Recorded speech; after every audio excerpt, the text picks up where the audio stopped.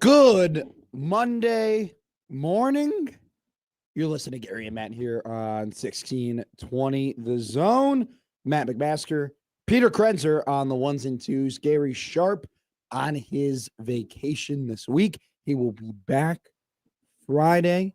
Today is it's actually a very special week because we will be having Red Out Week beginning on Thursday, which will be the countdown to the first Husker football game of the season when they take on the Cincinnati Bearcats in Kansas City. Gary will be back for that, but in for him today, an incredibly special guest, somebody who means a lot to me, a lot to my career, a lot to a lot of people here at 1620 The Zone, Mr. Michael Severe. I love the intro where 2/3 of the people that are in the intro aren't here. Oh yeah, no, That's been classic August. We've been rocking. Well, we've been rocking with that for like 3 weeks now. Yeah, because I took my vacation. that's right. And I was gone for a week. Yeah. And then Gary and I were together for a total of 8 shows. Okay.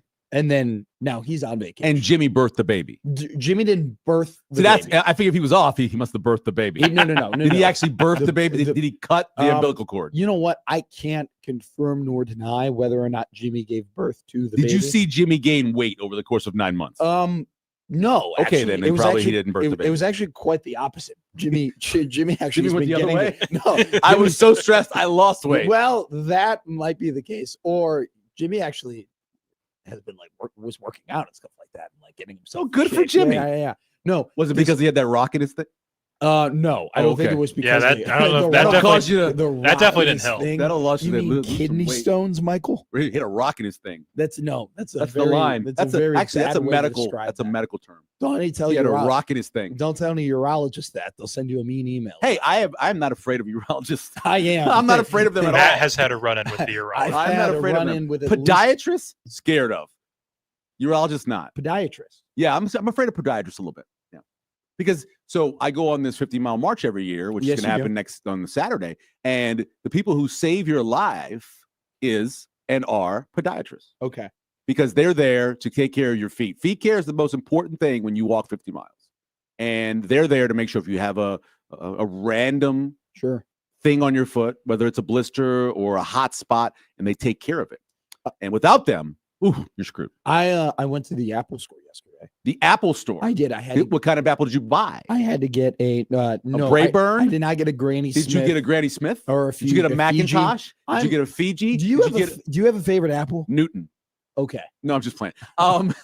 Which is an apple actually. Based It on New York actually City. it is an apple. My favorite apple. What am I doing with it? Just eating You're it? eating it. Just eating it?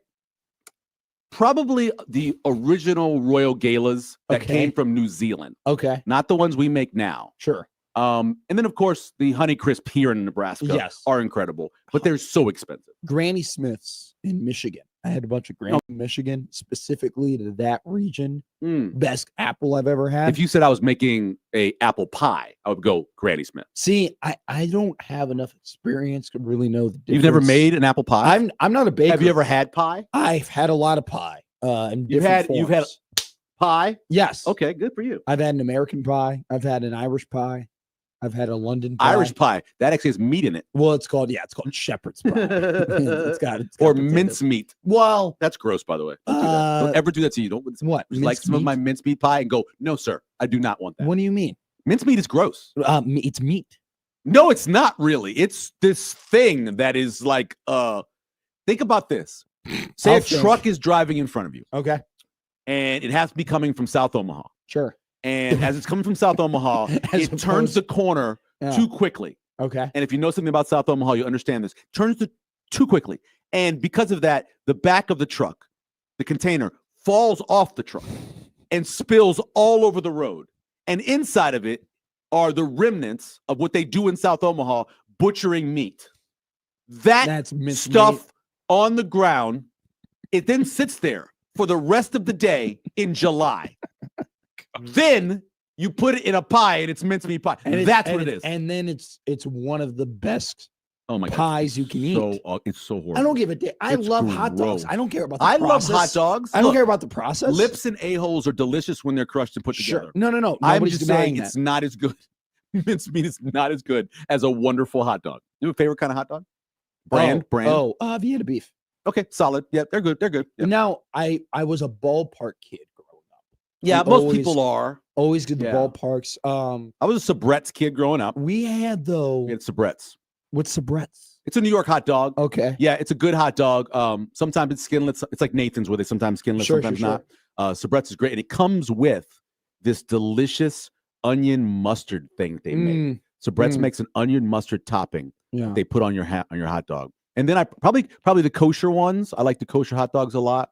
Okay, wait. Hebrew so Nationals. I was gonna say They're good. The kosher hot dogs do not get enough run because they actually are pretty high quality. The Hebrew And ones are delicious. I grew up in one of the more Jewish towns in America, and so New York. No, Oh, okay. Skokie, Illinois. You That's can look yes. it up. That's, we have that's the National Holocaust Museum and the National Hebrew College. Don't bring down that. We're having fun here. Okay, you got to go. You got to go with. Well, I'm Schindler's just List. telling you that what it has in order for it to have merit.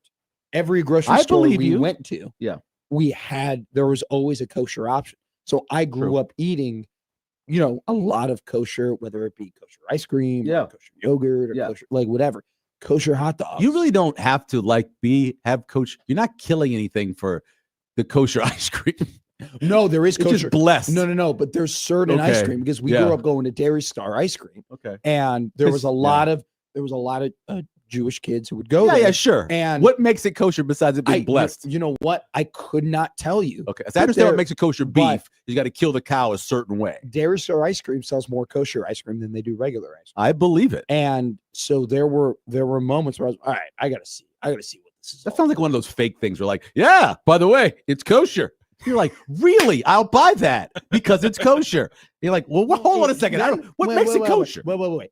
Hasn't the word itself though taken up its own meaning? Oh yeah, sure. Because when something is incredibly inappropriate, you're like, that's not kosher. Yeah, it's not That's kosher. so kosher. Yeah, it's not good. Kosher and good are together. Now I don't have hot dogs here in Nebraska. So there are good hot dogs they sell everywhere because they sell every brand. Sure. They sell Vienna beefs in the store. You can get them at Family Fare. You can get Hebrew Nationals almost anywhere. You can get Sabrett's at Costco. You can get Nathan's, obviously. You can get those anywhere. They have those everywhere. See, you don't like a Fairberry? Have you had a Fairberry hot dog? See, I've had a Fairberry. Have you had a Tom? I haven't had a Tom. The Toms are a Fairberry hot dog, the big one. Sure. Like it's a quarter pounder. Sure. But the thing about me with hot dogs is that I'm not gonna go, hey, for dinner tonight. Really? You don't do that? No. We do that. But now I do it when you don't just have hot dogs for dinner? Wait. But wait. When I go because you have money. When I go to a ballpark, right? Yes. Obviously, hot dogs for dinner. Yeah. If I go to a restaurant or a shack or a place, I have no problem eating a hot dog at 7:00. Yes. I'm just saying though, if I'm by myself and I'm making dinner, I'm not going, hey, I'm boiling hot dogs. Well, I would never boil a hot dog. Or they're not bad.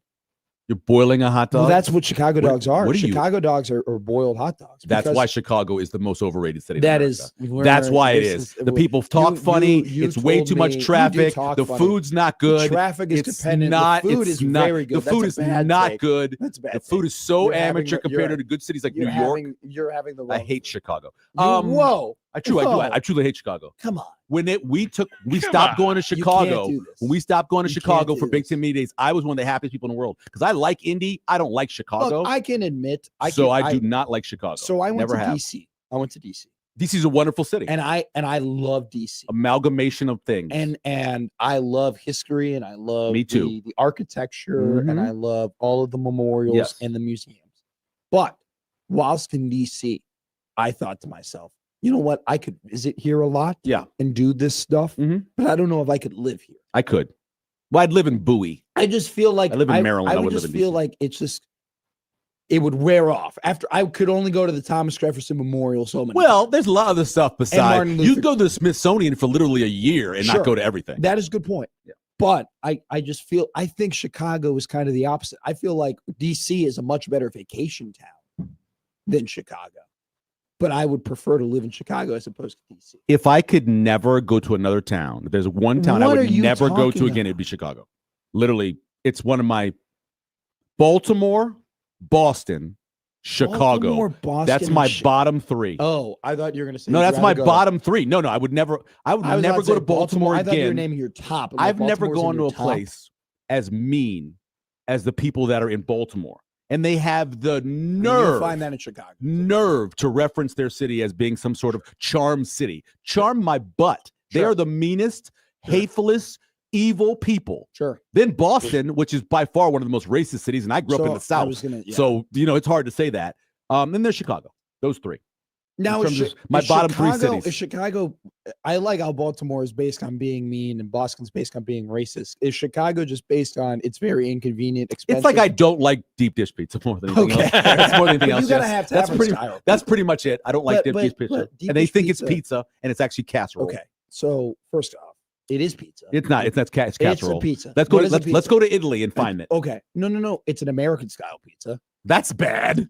Well, most of the crap here is just from Europe and then made American style. Well, we invented a lot of stuff ourselves. We've invented butter, barbecue, and baby, and barbecue, salt. barbecue. That's us. Okay. Well, I would say barbecue might be the subs are actually French. So the whole what is American food? I would immediately say it's barbecue. Barbecue. It's barbecue. There's no doubt about it. We did barbecue as well. The only people that did a similar kind of thing that we do is the Spanish. Spain, they have a open pit cooking type of thing. Yeah. And it's delicious. Don't get me wrong, but it's not like we do it. We barbecue everything. They do pig. We do everything. The base of American pizza, though, is you have to have dough, you have to have cheese. That's and still you have to have Italian. tomato. It's still Italian. So you just have to have bread, cheese, and tomato, and we call it a pizza. It has to be thin. Okay, does it have to be thin? Like by Because God, like literally God. The 11th commandment was it must be thin. Because no, he dropped 5 of them, as we know, when he was coming down, and so one of them was the pizza has to be thin. Deep dish casserole is for. Did I call it a pizza? I just called it deep dish, and I called it a casserole. Okay, just so you can finish the line. Deep dish is for tourists. Okay. It's you say that, and so many people I know who are from Chicago. Wait. Those are thick. Wait. First off, real quick, Giordano's. That is a casserole. It is a casserole. I agree. That is a lasagna, and that's one of the most famous of Lou Malnati's. That is a pizza. That Lou Malnati's deep dish is much thinner. You can hold it. It's not. I like to go to court on this, and I would say that I would win. The jury of your peers would go, it's not. I think that if we brought up a Lou Malnati's pizza and we took a good gander at it, you'd be like, you know what? That's not as thick as I remember. You know what I get when we go there? I get the. Gonna get butter crust with the sausage patty. I do. I get the. There's a little sandwich it's a meatball sandwich, like a stuffed bread. Okay. I get the stuffed bread thing. The stuffed bread thing is delicious. Weren't you supposed to send me over a link or something? Oh, that's Peter. Did you not get it? Did you? Where'd you send it? You DM me it? I thought. Did it go to your Gmail? Oh, you sent me an email. Normally they DM me those things. Oh, I'm sorry. I don't. Normally I get DM'd. Okay, cool. Thank you very much. Peter does that. Okay. Tavern style.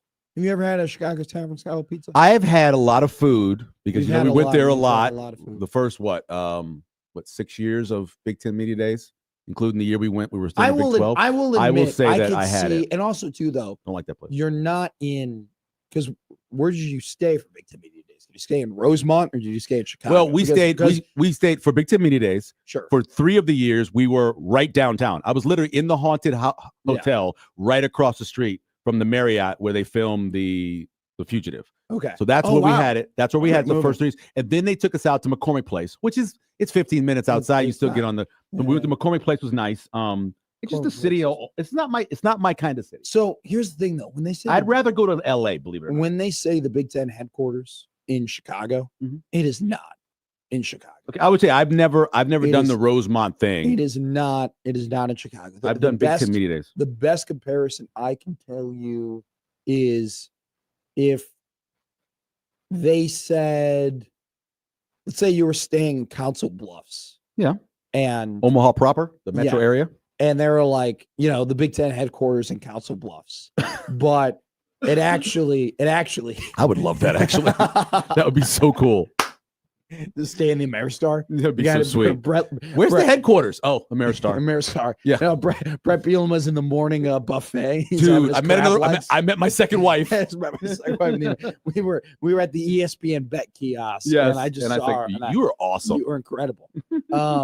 If it was if they had the Big Ten headquarters at Council Bluffs, they said, coming to you live for the Big Ten headquarters at Council Bluffs, but it was actually in Gretna. Like the actual building itself was. Gotcha. In Gretna. I got you. So you had to go to Council Bluffs from Council Bluffs to Gretna. I get that. That's what Rosemont Yes. to Chicago. I is. completely understand the idea of a suburb or, that kind of old towns that end up getting annexed into cities. I Yes, get that. I mean, yes. there's Ralston, which actually is his own town. Elkhorn would be a good example. I get it. It's not like we can get off the Chicago. I'm just telling you, I don't like the city. Oh no, it's fine. And once again, if you're going just as a vacationer and you're like, and you don't like greasy food, because that's really Chicago's not going to give you better fine dining than any of LA, New York, or Boston, or any of that stuff. Oh, But- Atlanta's on my list too. Okay, you don't hate the Atlanta. Well, I hate their fans. Okay, well, you don't like the Falcons Or the Braves. See, I didn't really. I'm going to be fully honest Braves, with you. Falcons. Until I knew you, You didn't know. I had no idea how deep the Falcons Saints rivalry was. Yeah. I think it is one of the most underpublicized and under talked about rivalries. Period. Here's what we know. Because you truly hate the Falcons. Here's what we know. This is a fact. The division that people know the least about, the two divisions people know least about in the NFL Are the two Souths? are the two Souths. By far. And then there's probably more knowledge about the NFC South that's been around a little bit longer. Mhm. It was the West The- than the AFC South, but people don't know a lot about it. The AFC South It's very weird. it's clearly the four most forgotten teams to the NFL. If you asked, because it makes no sense. if you asked a bunch of people, okay, give me the colors of the teams Sure. in the AFC South, people would struggle. Wouldn't you only? They'd be like, there's a bunch of teals, right? Yeah, Teals? I was A lot about of to teals? say. I was about to say. Yeah. Blue is used by Types of blue. types of blue. Like Carolina blue, depending on what day it is, isn't If we really were- blue. If we were Jacksonville, whatever that thing is, isn't really blue. If we It's were- greeny, tealish. if we were renaming all of the divisions for the NFL, like for comedic purposes, Yeah. types of blue would definitely be the AFC South. Yeah, That that's would the be- AFC South. It's that a would very be- strange. That would be our name. Yeah, because Tennessee, which of course the Houston Oilers, Yeah. which we understand, even their uniforms at times, you're like, is that it from that Oliver Stone movie? That's not a real NFL uniform. Hey, they have two-tone gray sleeves now. Though. Oh my God, they have two Everything different about grays. the Tennessee Titans, I'm like, this is sad. You had a great take on Friday because you filled in Friday for Josh Peterson. Thanks for reminding me. I forgot. Congratulations, Josh. It was his anniversary over the weekend. So congrats to him. His wedding anniversary. Mine was on Thursday. Yeah, yours was recently too. Mine was on Thursday. Wife's birthday was yesterday. Anniversaries all over. Every year, 14, 17, My parents' anniversary is sometime. August 24th. I don't ever remember 24th. buying something or knowing someone who bought something for their parents' anniversary. And Oh, now I'm not I didn't buying know anything that. for I them. didn't know you did that. Oh, I didn't know that that's something happened. you I do? rarely. I don't think I ever did. Did you ever buy something with it? I didn't know. The parents' anniversary was Like always- my wife expected my kids to give us a card sure for our Really? anniversary. I'm like, really? I Why? didn't know that. I have no idea. I So I went to out and bought a me- card for them. and gave it to them. To me, that has nothing to do that. Like I don't know. It's very that has strange. nothing to do with anything. I'm not like, hey, thanks for getting. I don't even think you hitched, get like a know? card for. You basically just get, hey, happy anniversary, unless it's like the 50th. I don't think I've. If I'm being honest 25th. with you, I Mhm. don't. Growing up, until I left home, yeah, I don't think I really said happy anniversary to them. yeah. I don't think. I think for them it was like, hey, it's our anniversary Yeah, yeah. today. We're going to Yeah. dinner, and I then, have no and then, idea And what- then us kids would be like, Yeah. we love the anniversary Yeah. because they would get out of the house.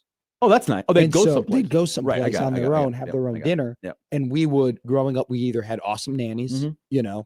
So pretty.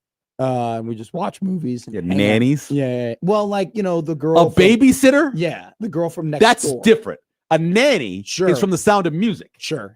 You No, had no, a no. babysitter. I had a babysitter. Okay, good. Because if you had a nanny, and you're like, whoa, we had a We nanny. didn't- no, no, Hello, nanny. This was Hello. not Nana. what's that one great movie with Octavia Spencer where she puts her poop in a Gone with the chocolate- Wind. No. The Help. The Help, No, yeah. The I'm just Help. joking. The Help. Yeah, no, we did not have the help.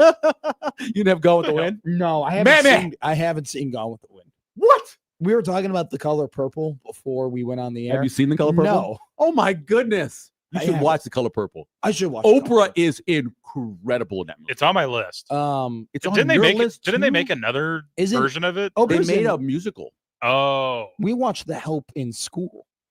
That's racist. No, What class was that for? it Hey, was- you ever wonder about racism? No, Hey, no, let's no. watch The Help. No, seriously. Did you watch I The mean, Butler too? No, we did not watch The Butler. Okay. We watched because we were in social studies class. We were in American Okay. history. Yeah. And we were talking That's cool. about, I think we were in the Jim Crow era of learning about Sure. things and all Yep. of that and how things happen in Yeah. the South and Yeah. whatnot. Yeah. So we watched Let's quiz you on some stuff. Oh, No, go ahead. No, hold on. Before that, I want to go back. Do you know what year 1 is for the gift for your anniversary? Oh, I do not know, but I do know there is a, what is it, 1, 5, 10? Like there is Well, every specific- year has something, Oh, okay. right? But Is one it something specifically blue? the first year. Is it something blue? It is not something blue. Is it something new? Let me ask you this, Okay. because neither one of you guys are married, right? But you can, as men, you could get this. What do you think you give your wife the most the first year you're married? Just like throughout the year. My dirty mind went Oh, something else. Well, first year, it's wood. yeah. Wood is the first thing you. Oh. That is the anniversary. Oh, That's you give something that- wood. Sure. That is, I think that makes a ton of sense. It's very funny. No, because my brain, when you go, That's what exactly- do I give my that's wife? ex- I go, I probably. That's exactly what it is. The probably first year. It's probably something that I've It- owned that's the for my first year. entire life. It's wood. Yep, it's wood. No. So okay. go So ahead. okay. When did Reconstruction end? I have Quiz. 68. I have no clue. 68. I have no clue. I have Okay, no so you know when I have no do you know when the Civil War ended? Oh God, I have no clue. I have no clue when Reconstruction ended. No, I don't know when the Civil War So ended. that was 1865. Do you know Okay. when Lincoln That's was what killed? that's what I'm saying. 1868. That's why I said No. 68. So what happens is Reconstruction begins. Okay. They send federal troops from the north. Hey, we have and- football this week, by the way. You know They that send federal troops from the north, which allows there to become a bunch of black Sure. men who become senators actually in Congress. And for the next 16 years, they actually was working. Yeah. And then you had this really contentious presidential election where the decision was made, we'll give it to the Democrat based off of we will end Reconstruction. Mm. And once they ended Reconstruction, really that's when Jim Crow actually began, because that's when they kicked all the black people out Sure. of the Senate. That's when they started doing things like, killing more people. That's when Reconstruction kind of ended.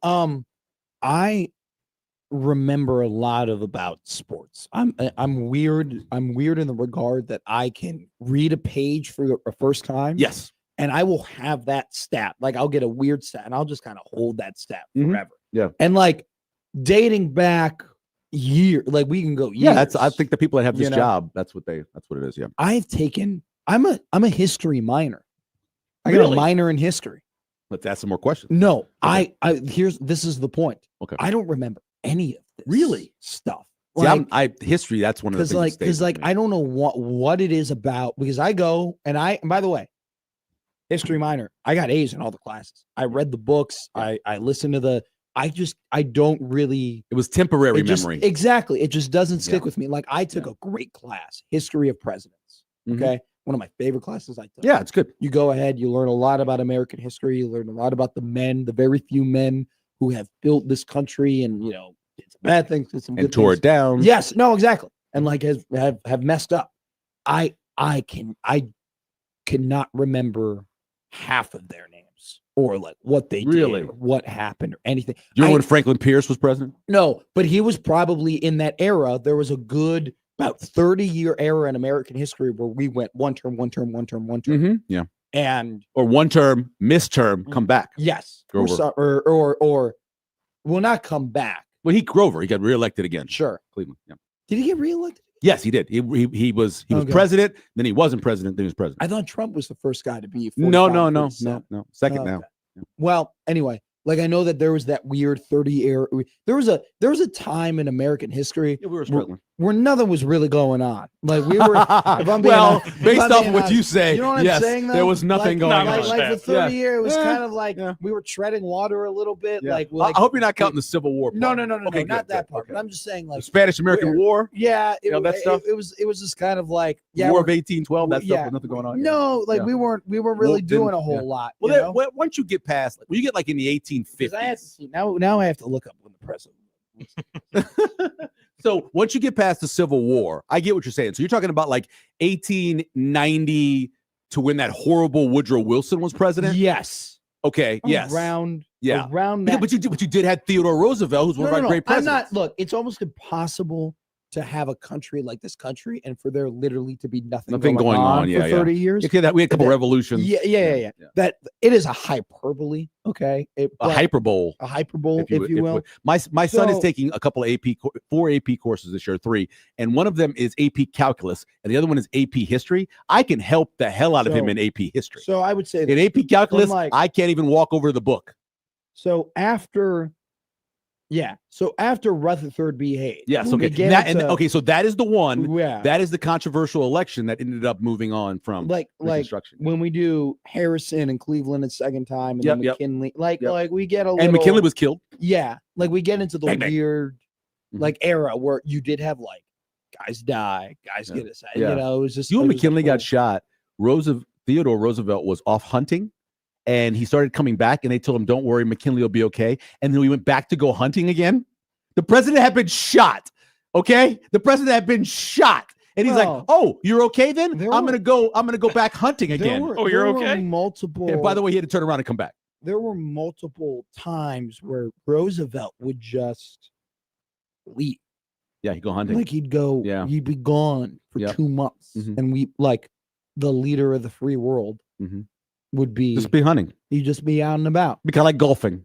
Yeah, but Now- we know where now- he yeah, is. we you know know, where we got a Yeah, camera on that yeah. guy 24. Do you know what the name of the hockey award is for the best collegiate hockey player? Oh, the Hobie Baker. Yes. So Hobie Baker was actually in the same flight school for World War One as Teddy. Teddy Roosevelt's son. Oh God. Okay. Yes. Okay. Yes. And they both died.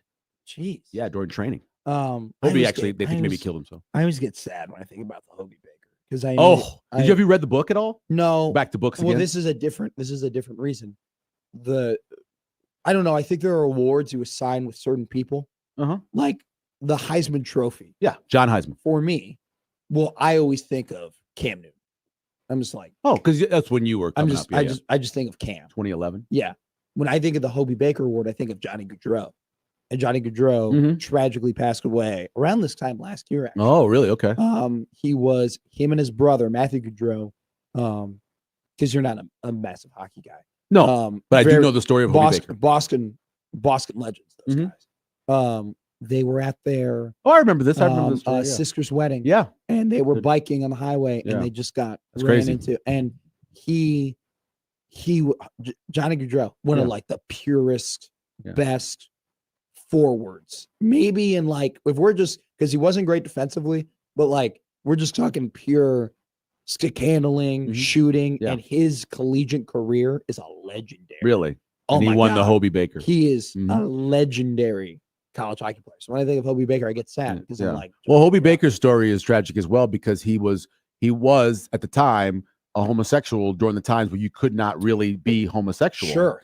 And he had to like fake being straight Yeah. and date these women. And and eventually they believe that when he crashed his plane at the end of training, that they think he did it on purpose.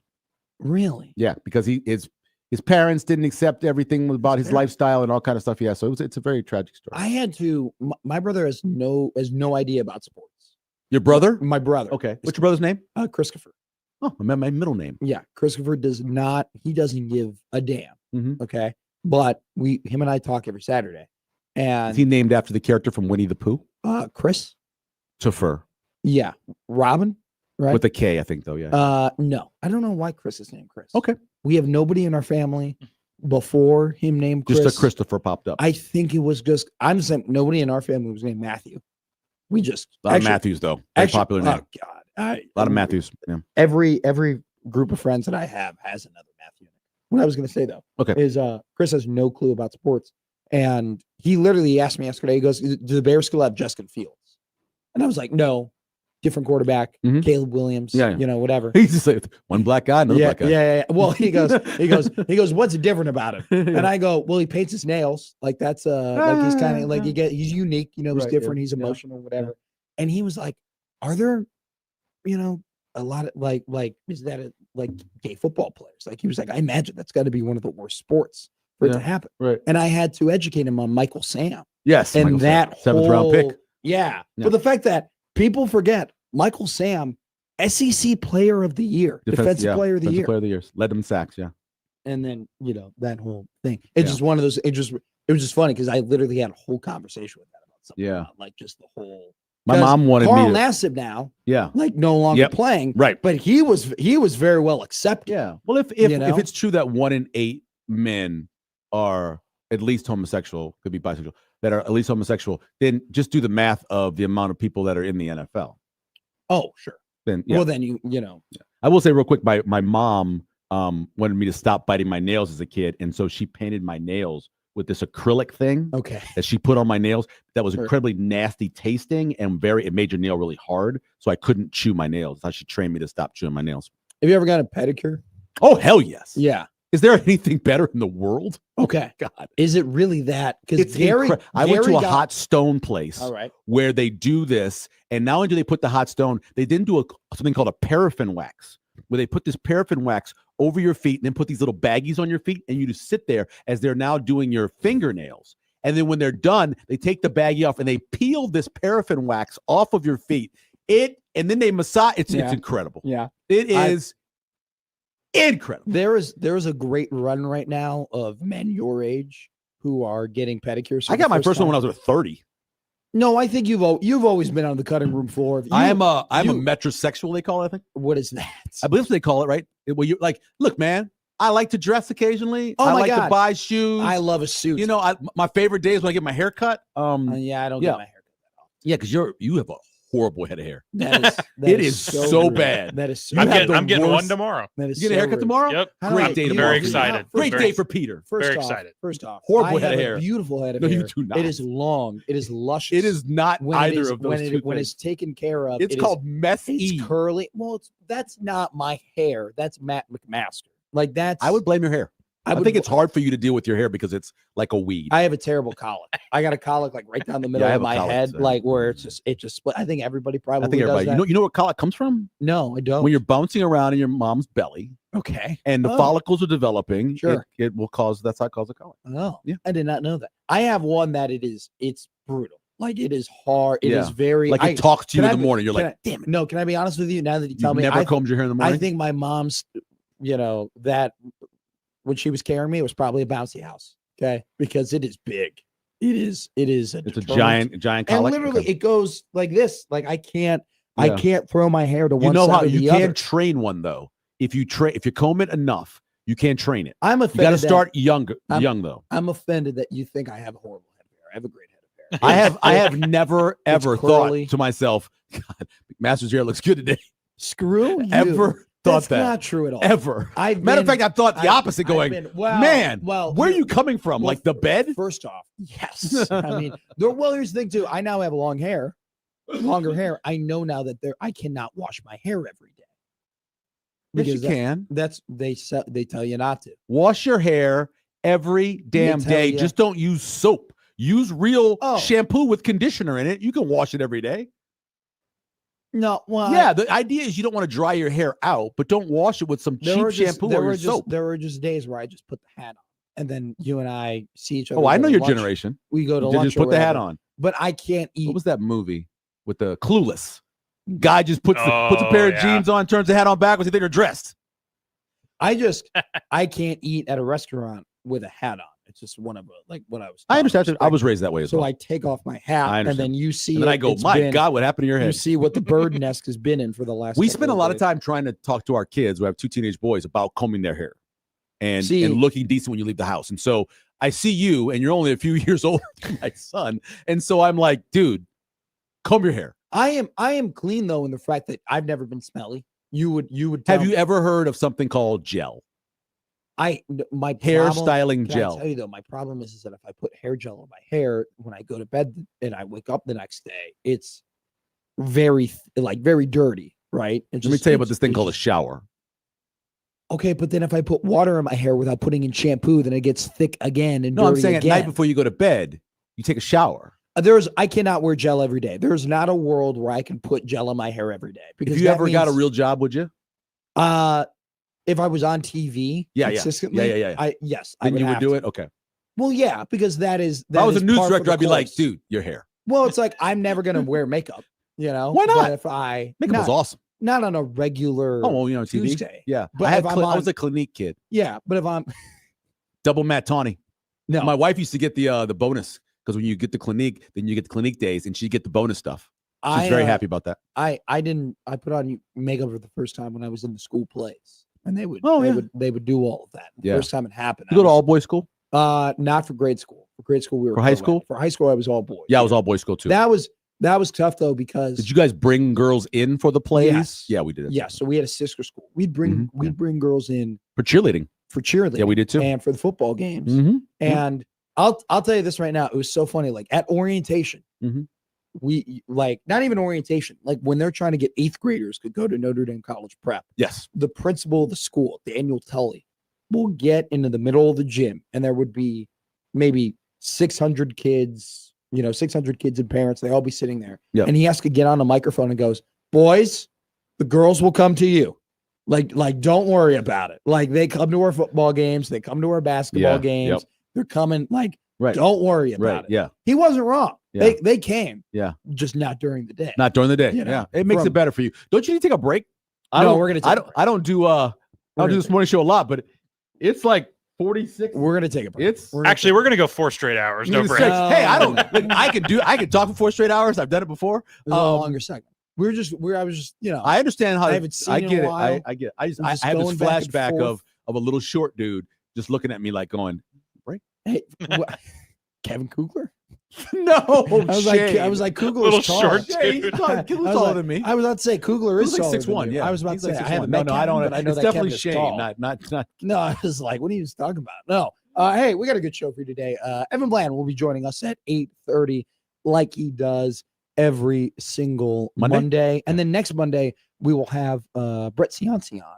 Actually, He's awesome. Pick 6 guy. Yes, Pick 6 preview. He's a good guy. He's a incredible. voter on Jet Award. We are going to be getting to our regularly scheduled interview programs for football starting next week. Yes, So Jay gotcha. Moore will be on. He'll be on during football season. Brett Ciancio will be on. Lee Sterling will be on. Mhm. Get And the then we're gang gonna back. try and have guest pickers every Friday. Nice. So we're gonna be doing that. We're working on a shark right now for I believe it would be next Friday. We're gonna try and have a bigger national guest. So stay tuned to who that might That's be. called But a tease. yes, it is. Evan Bland at 8:30, and today's lineup is powered by the roofers at John Higgins Weather Guard. Also, don't forget to call us on the Prairie Flower Casino hotline. 402-951-1620 is the number. Also, Jake Tech Construction Twitter Zone hotline. Send us your tweets, your thoughts, your hot takes at Matt McMedia, at Michael Severe, MIKELSEVERE. That's correct? it. Yep. Also, too, the Equitable Bank inbox powered by Equitable Bank. They take banking personally. Matt at 1620 The Zone. Peter K at energymedia.com. What is it? P. Krenzer Energy. Pete Krenzer at energymedia.com. Not the most fun nick. Don't go anywhere. We emails. got a great show. Jesus, we have a great show for you today coming up on the And we're Inside leaving with the Spread. OJ theme song. Everybody.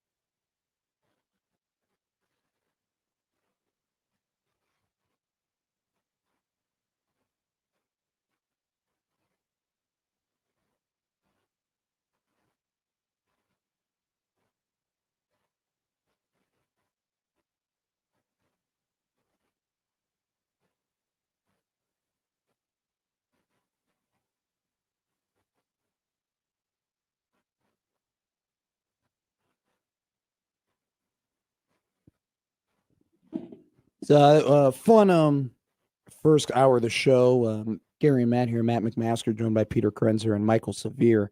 It's been a fun first hour. We're gonna have a fun rest of the show, but we do want to acknowledge and give our deepest condolences to the Omaha Mavericks athletic department and the Omaha Mavericks basketball team. Yesterday around 5:30 p.m., it was announced that basketball and student athlete Dang Mayar passed away at the age of 22 years old. It was later found out that, unfortunately, a tragic, just a he drowned in Utah, and at an incredibly young age, and incredibly heartbreaking, incredibly tragic. The Mavericks released a statement yesterday. Athletic Director Adrian Dowell said, "We are devastated to learn of Dang's passing. On behalf of our university community, our love and sincere condolences are with his family during this difficult time. We also wish his friends and teammates in Omaha, North Dakota, and Salt Lake City family peace as they process this tragic loss." Omaha men's basketball coach Chris Crutchfield stated, "Our entire program is devastated to learn of Dang's passing. After competing against him for 2 years, we were elated to add him to our team, and he made tremendous progress this summer. Dang was a joy to be around and made our culture better. We will miss him greatly. Jody and I, along with our entire program, send our hearts and prayers to Dang's family, friends, and teammates." And so from Gary and Matt, from 1620 The Zone, from everybody here at the studio, we want to give our sincerest condolences, prayers, and love and affection toward the Omaha men's basketball team. Can't imagine what those young men are going through, losing a teammate like that. And we've seen a lot of outpouring love and support to them all over social media and all over on Twitter and whatnot. And so we want to give our condolences as well. Hey, life's short. Life's short.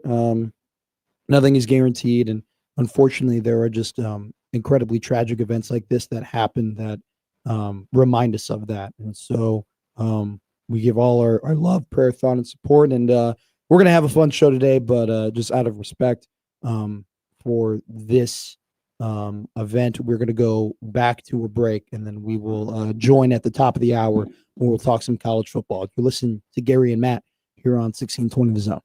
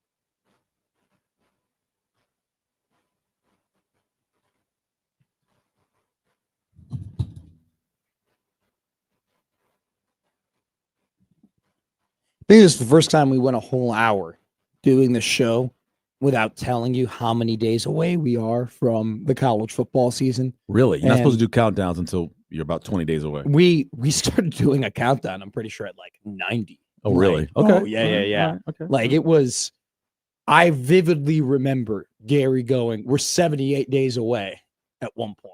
Now, we are now 5 days away from the beginning of the college football season, which will start in Ireland between Iowa State and Kansas State. Week 0 with Which- Farmageddon. Which I still, for the life of me, do not understand why that game is overseas. That is So my wife asked me this, and I'll do like I did when I explained it to her. sure. Go ahead. So I'll play your wife. in general, everything is about finances. Yes. Good So point. when you want to know why something's happening, you look to the money. They have these travel groups that go over there. Mhm. They do have people who are displaced Americans. Sure. They're out there as well, so they're going to go to the games. But it's mainly to make money. They have sponsors for it. They have the trips for it. They're going to sell tickets. That's why they have them over there. It's not to try to get people See, from that- Ireland to say, I love American football. Sure. It's not that. Real quick.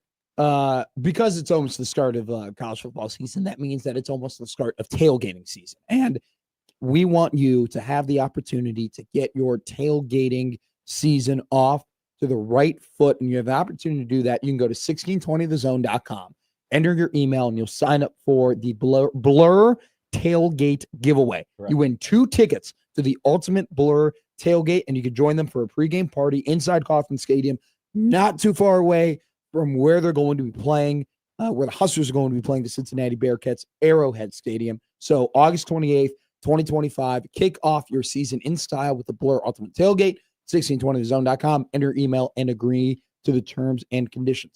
We'll see you there. Back to, we will be there. We're going to be partying. We're actually We'll see you there. 9 days away from where I go to Kansas City for the first time in my life, which I'm incredibly Really? excited to. I've never been to KC. First timer.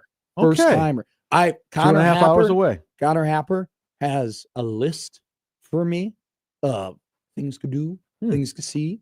Are you going to get some of places that to eat. overrated barbecue? So do you like Memphis barbecue better? Like, what Actually, are- so I'm more of a Texas barbecue person. okay, I love Texas I'm not. barbecue. I'm not a sweet sauce guy. So See, either That's we've fair. had this That's fair. combo. either I before. want a vinegar-based sauce like Yeah. a North Carolina, Yeah. or I would rather just these Is Casey sweet? very sweet and saucy. No, A lot of the sauce No, on their no. barbecue. That's like And I've been to all the places. We're actually going to Q39 with an 8:00 reservation on Wednesday when we get there. yeah. We gotta make And so we're ours. gonna go there. But I just Is there at least a few things there that you I do. I think that so I'm a brisket guy. I like a Okay. very good brisket, Okay. but I do not like it sauced. I do So not which like is it why sauced. you like Texas barbecue, because Yes. for those who don't know, Texas barbecue is like all pepper. It's not all pepper, but it's well, a lot depending of on which one pepper. you're making. Yeah. So It's a I ton do of like a pepper. spicier Yes, meat than But- I do. Yes. but I don't think Texas isn't spicy to me. It's hot. Like there's a difference between spicy. no, but and I think hot. I think of it as being it's spicy because they actually add cayenne to Sure. their rub. well on the pork, yeah. Oh on no, the- also on the beef. On the brisket, Mm-hmm. Yep. So my brisket rub is salt, pepper, sure. cayenne, little paprika. Paprika. And I then was- so I have this garlic crystalline stuff. It goes on Yeah. when you wrap it. So when you wrap it, you put the garlic crystalline on there and you wrap it. But those are my main. That's all I put I on. It. guarantee you will not be able to guess the actor that I think of when I think of paprika. I would go Billy Crystal. You were very close. It's not Billy Crystal. It starts with a Bill. Who is it? Bill Cosby. Really? Because there's this scene in the Cosby Show where he's talking to, I think it was his son, and he's like, Theo. yeah, and R.I.P. he's like, you like steak. You like steak, don't you? Yeah. He's like, yeah. It's got the salt. It's got the paprika. You know. Oh, that's what he He's says. like, Okay. But I give it to you. Mhm. I give it to you on a garbage can lid. You know. And then Okay. he's like, what I'm trying It's to an tell analogy. you is like, it's great, but what are the circumstances? Right? Okay. Circumstances matter. But I just always remember thinking about paprika. Paprika. Paprika. Okay. There's a great scene in When Harry Met Sally. We're talking about Paprikash. Paprika. Yes. Yeah. I've seen Harry Met Sally way too. We acted that. So I was in an acting thing when I was in college, and we did it's a one-act play essentially. Okay. And we did the one-act play. Me and a girl named Sunday. Her name Can you was imagine if Sunday. that's incredible? And Like, she looked like a Sunday. Long, redhead, Wow. freckles. Mom and dad were absolute hippies. Named her Sunday. She was incredible though, by the Sure. way. But yeah. that happens a lot in Latin culture though, because Domingo is a Oh, I understand, is a but Latin that's name, not why and they that named is her Sunday. They're just They named her Sunday because they smoked a lot of weed. they're just free pride hippies. They smoked a lot of weed. What day was she born? Sunday. Sounds good. Sounds Speaking about Sundays, we Yeah. are only one. Let's see, We're 2 weeks. We're 3 weeks away. 3 weeks away. 3 weeks We're away. 3 weeks We away. used to have football starting the week of Labor Day, and then they went, you know what? Our ratings aren't as good because people are out of town. Sure. Let's wait to the week after. Well, Labor Day. I'm on a wedding. I'm in a wedding on the Sunday of Labor Day, which unfortunately will be Miami Notre Dame, which will be an awesome game between two incredible football teams. I don't know what I'm going to do because it's a wedding and where I love We the have a people, phone now. It's not like the old days. but I love the people who are getting married. yeah. But so are you in the wedding or are you just I'm in attending? the wedding. Oh, okay. But yeah, but still, you have a phone. It's not like when we used to have weddings where you had to sneak down to the but bar. How mad is somebody or going to whatever. get when like everybody's dancing? Because I'm not very wedding. I'm not versed in weddings yet. I I've only been I to a don't couple. care You don't give a what damn. they think. Okay. It's their wedding. Have a good time. Sure. You invited me. You decided to schedule it during football season. Yeah. That's on you. Well, not only football. I thought when I was told it was week one, I was like, all right. I hadn't looked at the week one schedule, but I was like, all right, that's fine. Like if you had to pick a week to have a wedding, I would say it's probably like Except week, in 2025 when they have the 3 ranked games. I was about to say Yeah. it'd probably be week one or week two. Yeah. Instead, we have not only games, Mhm. not only good Yeah, games, great games. Yeah. we have games that like will determine the outlook of the college football season. Because if Exactly. Clemson loses to LSU Mhm. on that Saturday, Yeah. you're going to be like, But- man, I don't know if LSU really has like. If Clemson loses to LSU, it means nothing. Because if you look at their well- ACC schedule, it means nothing. Well, I think it they means- can lose more than LSU can it lose. means nothing. Wait. It means nothing for them in terms of making the playoff. Exactly. You are correct. Or winning They the can- ACC. You can run the table, and you can. And by the way, we're gonna get to college football over unders. Yep. Later in the show, You I'll mentioned ju- one of mine a little while ago. I'll just say it right now. Mhm. Clemson is probably my top one. Okay. Okay. I love Clemson this year, but if they lose that game to LSU, and Mhm. LSU, 9th rated team in college football right now, I think that's a little too high for them. If I'm being frank, 9 or with you. 10. They're loaded. I mean, they're loaded. Well, we'll get to why They have the best quarterback in the SEC. They have by far. they have They have the second best quarterback in the country. I mean, I want to make that clear. You're not going Arch Manning over him, are you? No, I'm going Klubnik over. Yeah, I would take I would take Nussmeier Klubnik, over then Klubnik. Nussmeier, then Allen. I would take Arch Nussmeier. Manning is not in my top 5. okay. And if I'm I mean, he being- does a lot of things really well, and he brings like, the but running like- aspect. But of like it. neither is Julian Sayin or no, whoever. Julian Sam may not start. Who if I you was hear what's about, happening out of about to say preseason whoever camp not going well. whoever the other Ohio State quarterback is going to be, or Ty The Simpson. kid from the Dakotas transferred there. I have. You know what? I name? read that article. What's First his off, name? I read that article 2 weeks ago Yeah. or a week ago. No, week and a half, 2 weeks ago. Where it was like, there's a quarterback battle that's going to come down to the wire. I go, what the hell are we doing? We had Julian Sayin on like top 5 quarterbacks, like heading into the Big Ten, and like he may not even start now. So that's neither here nor there. What I'm saying though is that Clemson, if they lose to LSU, still very much can make the playoff. But the entirety of the year, we are going to have this narrative that like, oh, look at LSU.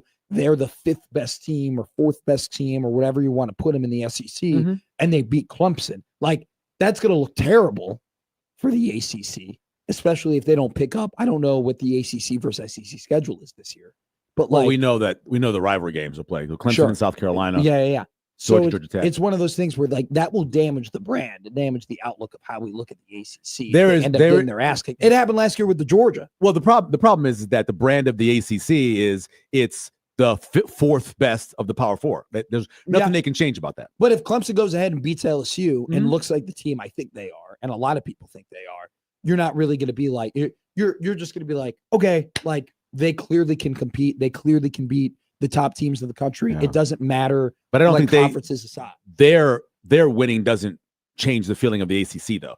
Oh So God, Clem- no. You're not Clemson's- going to give the ACC one more bid Because because Clemson's- Clemson beat LSU. Clemson is New Orleans. Yeah. Okay. So New Orleans is a city to itself.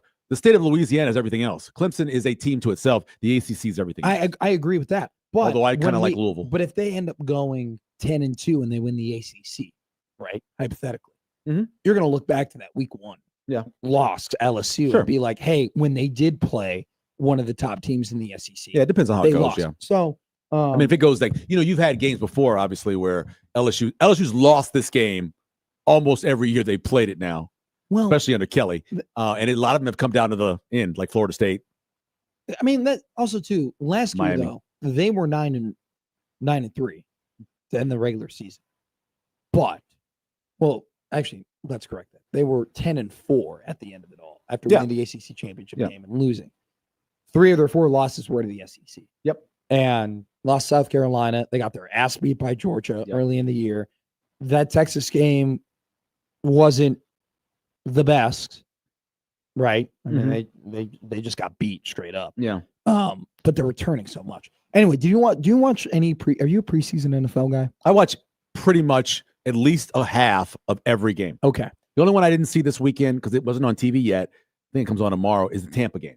Okay. I believe that comes later tonight. See, I watched every game from week 1 of preseason. Mhm. This was a bad intake week for me. Yeah. I watched a little bit of your team. I finished that last night. I watched the first half of your Yeah. Bears team. That's how And you then I gotta watched watch. every other game that was on that I could watch. I celebrated yesterday's touchdown like it was a regular season. I believe it. I thought the first thing I thought I was going to say to you this morning is you've got to be in a great mood. I am in Yeah. a particularly great mood because of that. Let me tell you something right now. Let me tell you something. When they lined up in a 2 tight end set Mhm. against cover 2, and they ran seam routes. Yeah.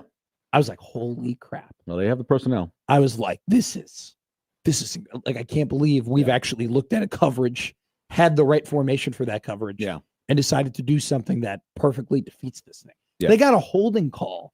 Was Buffalo playing their starting defense? No, they weren't. DeMar Hamlin was out there. So that's like the closest representation. Yeah, I mean, he to it. started last year. Yeah. But no, they had their 2s out there. Okay. They got a holding call, Michael, and they still scored. They still defeated the penalty. Yes. Unlike Scott Frost's Nebraska team. They unlike the Bears over the last 15 years. Right, all right. right, I got You get a holding call, it's over. It's over. You No get more a drive, sack, yeah. it's Yeah, done. Right. Right. Even to a lesser extent, the Bears would get false starts. 5 yards. 5-yard penalty. Yeah. And it would be, oh my God, It's over. Going from 2nd and 3 to 2nd and 8 Mhm. was like a death sentence. Okay. You were like, all right, like it's going to take It's a lot. done. And Yeah. no, it's going to take a lot for them to do it. You go from 2nd and 8 to 2nd and 13. Just honestly, just get Torrey Taylor out there already. The fact that they were able to defeat a penalty yesterday, I am overreacting.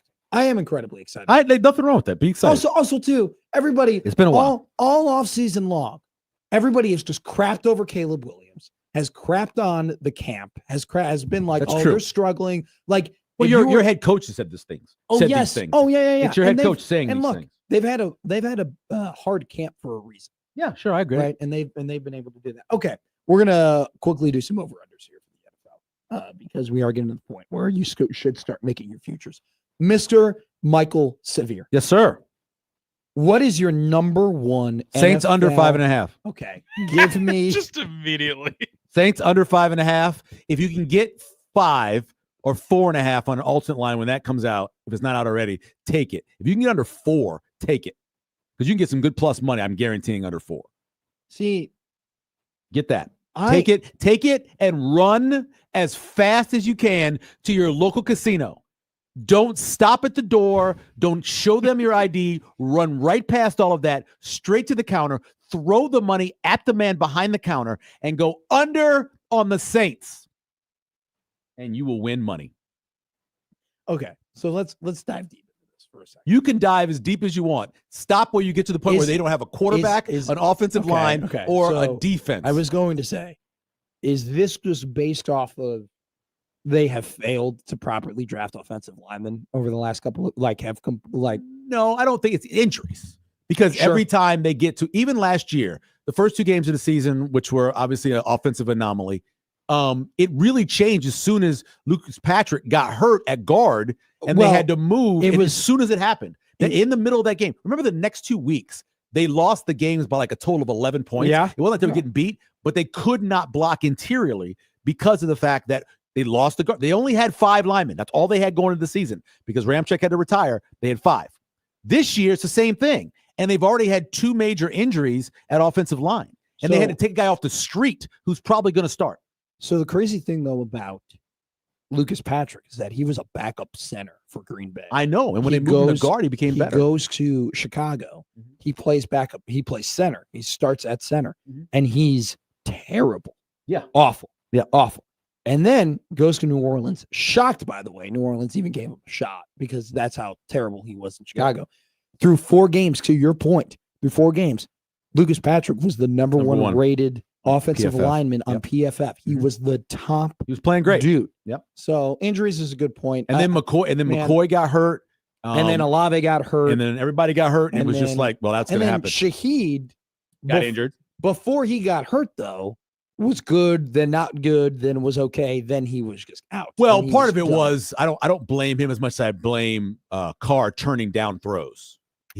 I've never watched a quarterback. Well, I've watched freshman quarterbacks turn down throws, but to have a guy who was an 8-year, 9-year veteran turn down the throws he turned down was ridiculous. Also, listen, they're going to be bad. I understand they're going to be bad. It's going to be bad to the circa of when I was a kid, which is kind of sad for me because I'm going to watch every game. It's going to be fairly miserable to watch. And because they, with the 40th pick, took Tyler Shuck, now you're in a situation where do you have to figure out if we're going to make him work or if we're going to make somebody else work, or do we actually, with that top 3 pick we have next year, do we take a quarterback? I watched the preseason, the week 1 of the first game of the preseason. Yeah. You cannot go a full year with Spencer Rattler as your starter. And I think there's a chance that he starts. Yeah, I don't think you can do. I think there's a chance he starts because he's got more experience. Sure. I think he starts. No, he may start, but I don't think you can go a full year with him. No, I think you got to try and see if Shuck is actually somebody you think you can go forward with, then fine. Find out this year. If not, which is most likely, then you got to take one of those quarterbacks your top 3 pick because they're going to be a top 3 pick next year. Oh, they'll be a top 3 pick. They should have been a top 3 pick last year, but they went out and won games. They shouldn't have won late. Oh, sure. Well, I was going to say early too. They went out. Well, the first 2, they won the first 2. Yeah. Let me look here. What is their, I'm trying to look at 5.5 strength of schedule. Oh, it's actually a pretty tough schedule. Is it? Well, not really tough because they're playing against the South, which obviously isn't a very good, No. Well, I like the Buccaneers. Well, but do you think the Bucs will win more than 9 games? Yeah. You think they're more than 9-8? Yeah.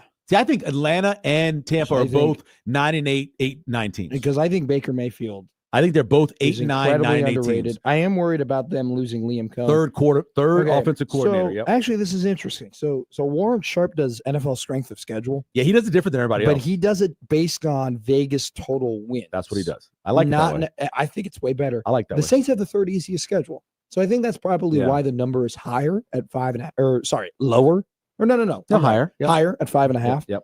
Because it's really not that difficult this season. On top of that, though, it's difficult because every team they play is an NFL team. But the problem, and they're not. Well, look, the problem is that the NFC North, every single one of the NFC North teams has a tough schedule this year because they play 6 the games North against. They play the North. Yeah, that's the thing. The South is always going to have those easier strength of schedules. Yeah. Their rest edge this season is actually lowest. So do you know how many primetime games they play this year?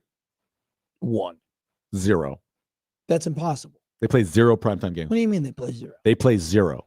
I thought it's a rule that you have to play. They play get 0. Joey Colbert in. It did used to be. Then they they used to have a Thursday night thing. I don't like. That's why we got those really weird Thursday games. Yeah, so they play 6 3 p.m. games because I think 3 of them are West Coast teams, and they play a couple of, and then everything else is noon. So they play 3 teams that are coming off of a bye this year. Mm-hmm. With and then 1 game where they just have straight up short rest. So they have the 2nd worst. So rest edge is how many more days do you get to rest than everybody else throughout a season? How many less days? They get 14 whole less days. Yeah, I would say the rest of that matters. I completely understand. Terrible. But I will tell you, last year that the Kansas City Chiefs had the worst rest edge I've ever seen. Correct. And obviously, they still made the Super Bowl. Actually, funny enough, I'll give you my favorite over/under, which coincides with rest edge because they have the worst rest edge in the entire league this season. I love the Las Vegas Raiders. Their total is at 7.5, right? 6.5. 6.5. I would. That's not bad. I 6 wouldn't and a mind half that. this season. Here's why I like the Raiders.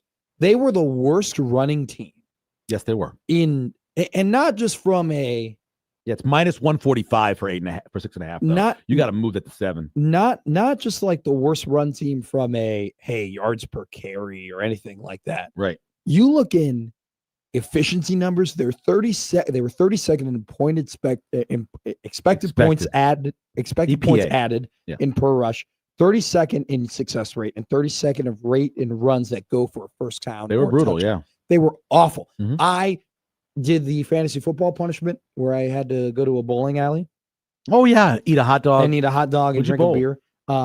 I'm a terrible bowler. I had to turn it off because you were chewing on the camera, Yeah, you said that. You and I commented. couldn't watch that. I appreciate you keeping me in check. by Chewing on way. the camera, dude. Do that. Well, I bad. was getting to the point where we were in. Where'd you end up bowling? 102. 102. Michael. Did you bowl left-handed? No, Oh, did you bowl between your legs? no. Did you bowl backwards? I have a torn labrum. Did you bowl? I have a Did you torn bowl labrum, with so a I have to 30-pound bowl- ball? No, 8-pound ball. I know. I'm just joking. No, I have a torn labrum, so I have to bowl with two hands. I've watched that. That was kind of. I was. And That's what they do now. The kids do that. Yeah, now. it's tough. But then there were the people in the back who were working at the bowling alley. Laughing at you. Who? Oh yeah. But they became my friends. I bet you. I was there for 4. Well, and they a half felt hours. bad for you. Yeah. Oh, big time. Look at this kid. dude. They You started. think he's special? They started giving me free bowling games. I believe it. They were like, because just to watch. as I went back and they were like, "You're good." Well, it's Chops, and they're just a local family I've been there. establishment. Yeah. And I spent $100 there. Oh my God. You know, Good for you. Well, That's I an had- afternoon. good though, business. boys. Yeah, That's I know. That's an afternoon right there. I had to because I had to buy the beers and buy the pitchers and buy the hot dogs, and buy the games and everything. So it was over I $100 get it. Yeah, I get it. to get this done. They started giving me free games. So all of basically they're like, "Hey, bowl with or just one hand Yeah, because this isn't getting done with you go with 2 hands." So Yeah, I yeah. pulled a 102. The reason why I did the punishment though was because You finished last in your league. I drafted Zamir Stewart That's or Zamir White. White. Is Yes. it Zamir White? Right. And he was awful. He was terrible. He was bad. Everybody, this was the whole Alexander Madison experience again Mhm. because everybody thinks, hey, when you get a guy who's serviceable, but now you give him more carries, he's going to automatically be better. I have a good friend who was a running back at the University of Nebraska who says all the time, it is much easier to be one of the men than to be the man. Oh my God. And I think we do this math Mhm. where we're like, oh, he's going to get more carries. His efficiency is going to stay. Right. Tony Pollard is the greatest example of that, where Sure. he was about 5.8 yards per carry when he was behind Zeke and everybody else. And then they give Yep. him the job. And now he's in Tennessee for a reason. They now have Ashton Genty. Okay. Yeah. So automatically you're just going to be better Mhm. running the football because Yep. you got that guy. I love Brock Bowers. I would say Did you see the he's- catch he made yesterday or No, I didn't. Saturday? First throw of the game. Gino threw it to the outside shoulder, kind of on a little go route, and he just went up over a 6'1" cornerback Oh my God. and just took it away from him. It was beautiful. And then I tweeted out, Bowers is a beast. And some dude was excited. He thought I was talking about the linebacker from Rowdy? Nebraska. I was like, first of all, that's Bauer. Well, here's the thing. I brought Brock Bowers. Yeah. I think the scariest men on the planet are the ones who are bald on purpose. And he is now whenever you meet a man and they are purposefully bald, Mhm. I get scary hours. I think it's because they have more time. Sure. They have more time to work on beating you. What? They don't have to worry about combing their hair Yeah, or no, doing 100%. anything. They have more time to just concentrate Also, on beating you isn't and there being better something- than you. Isn't there something scary about a guy like me where I'm afraid to lose my hair? And I'm staring down You wear a lot of hats. across. That is true.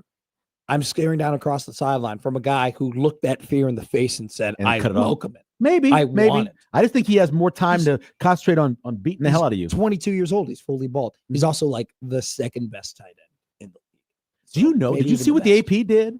AP did the 100 years of college football. Yeah. And they took, for every position, they had a start. He was the starting tight end. Really? In the 100 years of college be honest with football, you. they made him. And I thought about it. I went, that can't be right. And then I You went back look and I at was the like, numbers. you know what? That may be correct. You look at the numbers and what he did It's as incredible. a receiving Yeah, tight end. But yeah. here's the craziest part. He had another draft pick in his tight end room in Georgia with him. Washington. And Darnell, who, by the way, he's a great blocker. Incredible blocker, but also I saw he caught a touchdown in the preseason. Mm-hmm. If they start using him in the red zone, I'm just like, he is a big dude. He's a big fella. He is a big dude. He is a big fella. That might be scary. So I need 3. We can do one. I put 3 down. You can do one more. Do your favorite out of the okay. I love Denver over 8.5. Really? I love Denver over 9. I like Denver over 9. I had Denver last year over 7, and everybody was like, "Are you crazy?" I'm like, "Listen, I know their head coach. That man had never lost. Good point. Never lost. It's a good point. Under 7 games. I mean, didn't have wins. So 7 wins. He had a minimum 7 wins every place he's been. He's going to get 7. So he was over last year. I love them. I think they're as deep as any team in football. Look at their wide receiver room. Just go with the backups. Sure. I think their backups are better than some teams' starters. I love their offensive line. I like their run game. I love R.J. Harvey, who's a great pick. Very good pick. I can't think of a position where I'm concerned about them. I'm not. They even have 2 kickers right now who are both doing well. I would agree with that. I'll tell you what I'm concerned. Bo Nix is probably my biggest concern. So there you go. But I know there's a head coach Yeah. that no matter who his quarterback is, he's going to figure out a way to win games. So that's my thing though about with Denver. Like, truth be told, there are teams I dive in on and I really read and I really like get very detailed with them because it's either a compelling story or I think they can win a Super Bowl, right? Denver to me isn't that compelling. Denver is good at plus 300 to win the division. I know Kansas City. I get it. That's not a bad pick. I would say it's not a bad pick. They're not overly 14-1 compelling to me. to And I don't love this. And this has happened too, because I'm not the biggest Brock Purdy guy. Which is funny enough, because we'll talk about him in a second. I'm not the biggest Brock Purdy guy because I don't love the idea of this quarterback isn't elite and he doesn't have elite traits. And because of that, he's not going to take risk. So we can coach him to the point where he's serviceable and he can win games. So already you're admitting like, hey, our quarterback position is limited than some of the better teams that we're going to be playing against. Because it's like, Bo Nix is going to be so good because Sean Payton is going to make everything easy for him. Because Sean Payton is going to... He makes it easy, but it's just he makes it hard on the defense to be able to counteract the things and plays he calls. But I mean, okay. And almost any quarterback who's competent can make the throws that he asks him to make. Yeah. Exactly. And so, but I'm not going to hop on the Bo Nix Denver train because I know that when they play the top teams in the AFC, they will always be at a disadvantage in terms of the quarterback position. I love their D-line, though. I think them signing Zach Allen a couple of years ago was one of the most underrated and biggest moves they've made. All right, real quick. We got to go to break. I'll give you one more, though. San Francisco 49ers over 11.5. What? San Francisco 49ers. I just want you to say it over. Over? Yes. 11. You said 10.5? 10.5. Sorry. Over 10.5. Yeah, I don't like that at all. I know how easy the schedule is. Trust me. I know. Bang. I know. They have too many injuries. Already, in this preseason, they've lost multiple wide receivers already. That, and also, too, I never liked the Ricky Pearsall pick. Oh, I do. So I'm not talking about him. I like him. I like him. I'm not incredible hands, great route runner. He's going to be fine this year, but everybody else is injured. Well, and then you got Juwan Jennings, who is holding in and refuses to sign a contract, and they're going to need Juwan Jennings this season. Yes. Especially if, Ayuk, great wide receiver, got hurt, okay? And let's just be honest here. Him missing training camp and holding in, like Jennings is doing, didn't help him out. The under, by the way, is minus 125. So they're inviting you. I'm going 10. I like the schedule. They were the most injured team last season. And they're going to be injured again. They're not going to – look, they should have some positive regression to no longer being injured. And also, too, if you look at Brock Purdy, yes, from a vanilla number standpoint, was lesser this year than was the year prior. Yeah. But from a EPA, DVOA, all that stuff, his numbers, especially on third down and in the red zone, improved drastically. Brock Purdy was the 4th best quarterback on third down last season. He was the 2nd best quarterback on third down when pressure was thrown at him. Yeah. He just You realize their defense is the issue, right? I know. Okay. I know. All that's but- great. Cincinnati scored a bunch of points too, Sure. but the other team scored more. I think that if Christian McCaffrey can come back Oh, with yeah. the schedule that they have Right. and be some sort of efficient, and Yeah. Trent Williams can come back as well and be healthy. But you could see them being 10-7. Legitimately Sure, 10-7. I think there's could. more chance of them being 10-7 than there is to be 11-6. That's why I would not go. I would not I bet just, it at all. I like the easy schedule, and I like an easier and schedule. I They're still like playing Kyle NFL teams. Shanahan, and I like who's coming back, Yeah. and I like the fact that despite, and I didn't even mention George Kittle, like the injuries, yes, are a problem, but when they are not hurt, they are one of the best teams in the league. All righty, we have more to talk about when it comes to over-unders. We're going to be doing some college football over-unders. We're talking to Evan Bland at 8:30. We're going to be talking about the Huskers, the wide receiver room versus the corner room or versus the DB room. Okay. Who you're more confident in. But before that, was I right or am I a Karen? Coming up next on this other side of the break on Gary and Matt.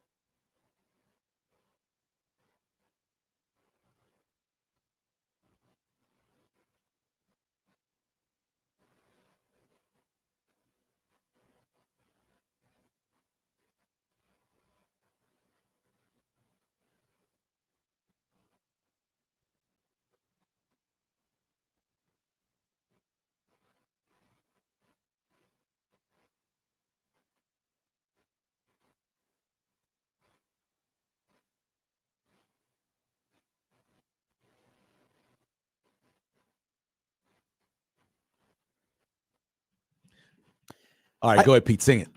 Come on, give it to me, Peter. We all got to do it together. Oh, we'll do it together. You want to do it together? I can't sing, but Pete can. No, we'll sing it together. Who told you I could sing? Neither can I. They lied. They I know lied you to you. I know you can sing. So Well, it's right there on Dusty Road, right? That was it. That was no. it? Is this just the instrumental? I think this is instrumental. It doesn't say instrumental, but I'm thinking it I think might that's just be the where- instrumental. That's where- Cool wind in my head. I was ready Yeah, for right there, lyrics, but yeah, I was. That's where it's This supposed to happen. could be heaven, or this could be. Yeah, I hell. didn't ask you Let's to sing. I asked go. for Peter Krenzer to sing. Welcome to the Hotel California. I had a drill such a sergeant. lovely place. There you go. Such See a that? lovely place. I had a drill sergeant that sang this early in the morning on bivouac. This has got to be what's a bivouac? It's when you go camping. Oh, okay. This is an all-timer karaoke song. Is it really? Oh God, yeah. There's a lot. I don't remember this one sung as The much. problem as is that it's a long one. yeah. So like you kind of Gotta have endurance. You black out minutes 2 from 5. It's like when the people go up there and go, "All right, I'm going to sing when you don't hear much of it's about these group of musicians that died in a plane crash. All right, let's go." You're like, that's 9.5 minutes. Are you feeling good tonight? Someone did that at karaoke. 9.5 minutes. I got so mad about it. I thought of you yesterday. Who? You. Oh, I was maybe talking to Pete. I don't know. Okay. No. I don't think of Peter. I think of Peter Nobody all the time. does. You think I think of Peter all the time. Really? Why? Peter's my dude. Peter is a dude. Peter's one of my producers for Severe Reaction. Peter, I did not know that. Yes. Yeah. He and Joey. Another season on the way. Peter's That's only right. doing one day this week on the show, and I'm actually kind of pissed off about it. I know. I get mad. And I like Joey. Oh, well, Colbert and But I. I've seen a picture of Peter Krenzer dressed like a page. And once I saw him dressed as a page, I'm like, I want that guy producing my show. Look, so we'll go. I want to say this. It's a page, We right? have Don't to they do call this it? during the break. I think we have, so. we have It's a to do page. this. We have to do this during the break because we will have a whole. You other were a segment. page too? No. Okay. Wow. It'll be a whole segment in and of itself. Okay. But if you look up Peter's name on Twitter, Yeah. just straight up, there's a tweet from somebody that has Peter's name in it. That is so funny. Really? That we'll have to look at it during. I the am break. not aware of this. What is this? It's him. It's either you or Joey Colbert, but I'm pretty sure it's you. If you look up your name, there's a really funny. It's somebody making fun of traffic, and then they put at the very bottom. They complain about the traffic. And at the very bottom, it goes, "I'm Peter Krenzer." Oh God. Like they're referencing you doing traffic. Yeah. Um, Not him doing traffic. They were mad about traffic. exactly. Okay, got it. Oh no, they weren't. Oh, I thought they were mad about no, how they were I mad do at- traffic. at traffic. I think the tweet is, Oh. "Hey everybody, if you're driving around in the metro, there are a bunch of a-holes who don't know what they're doing. I'm Peter Krenzer." That's So that's speaking awesome. about driving, I have a parking lot. I have a parking spot at my apartment. Okay. Okay. You go into this little gate, open up the gate, you go to your parking spot. It's Is there a number? there's a 4-digit number. Got it. Okay. Unsaid, don't care. It's 3012. I park in 3012. 3012. Got it.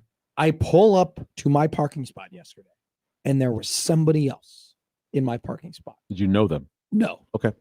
They did not have another number. Typically, you have another number of like, hey, this is where they're supposed to park. They didn't have that. They had none of that. Okay. They were just parked in my parking spot. Mhm. So I go to the people and I go, hey, the hell's going on here? Somebody's parked in my parking spot. And they tell me, you have to call the towing company. You have to call. I have to call Okay. the towing company. There's a little bit of joy of being able to call a towing company on somebody. and tell them, hey, like Yes. come get this Come car, get this get it out car. of my Yeah. lot. I like it. I did not call the towing company. Okay. And I'll tell you why I did. I didn't call the towing company because there are some crazy people in this world. Mhm. Okay.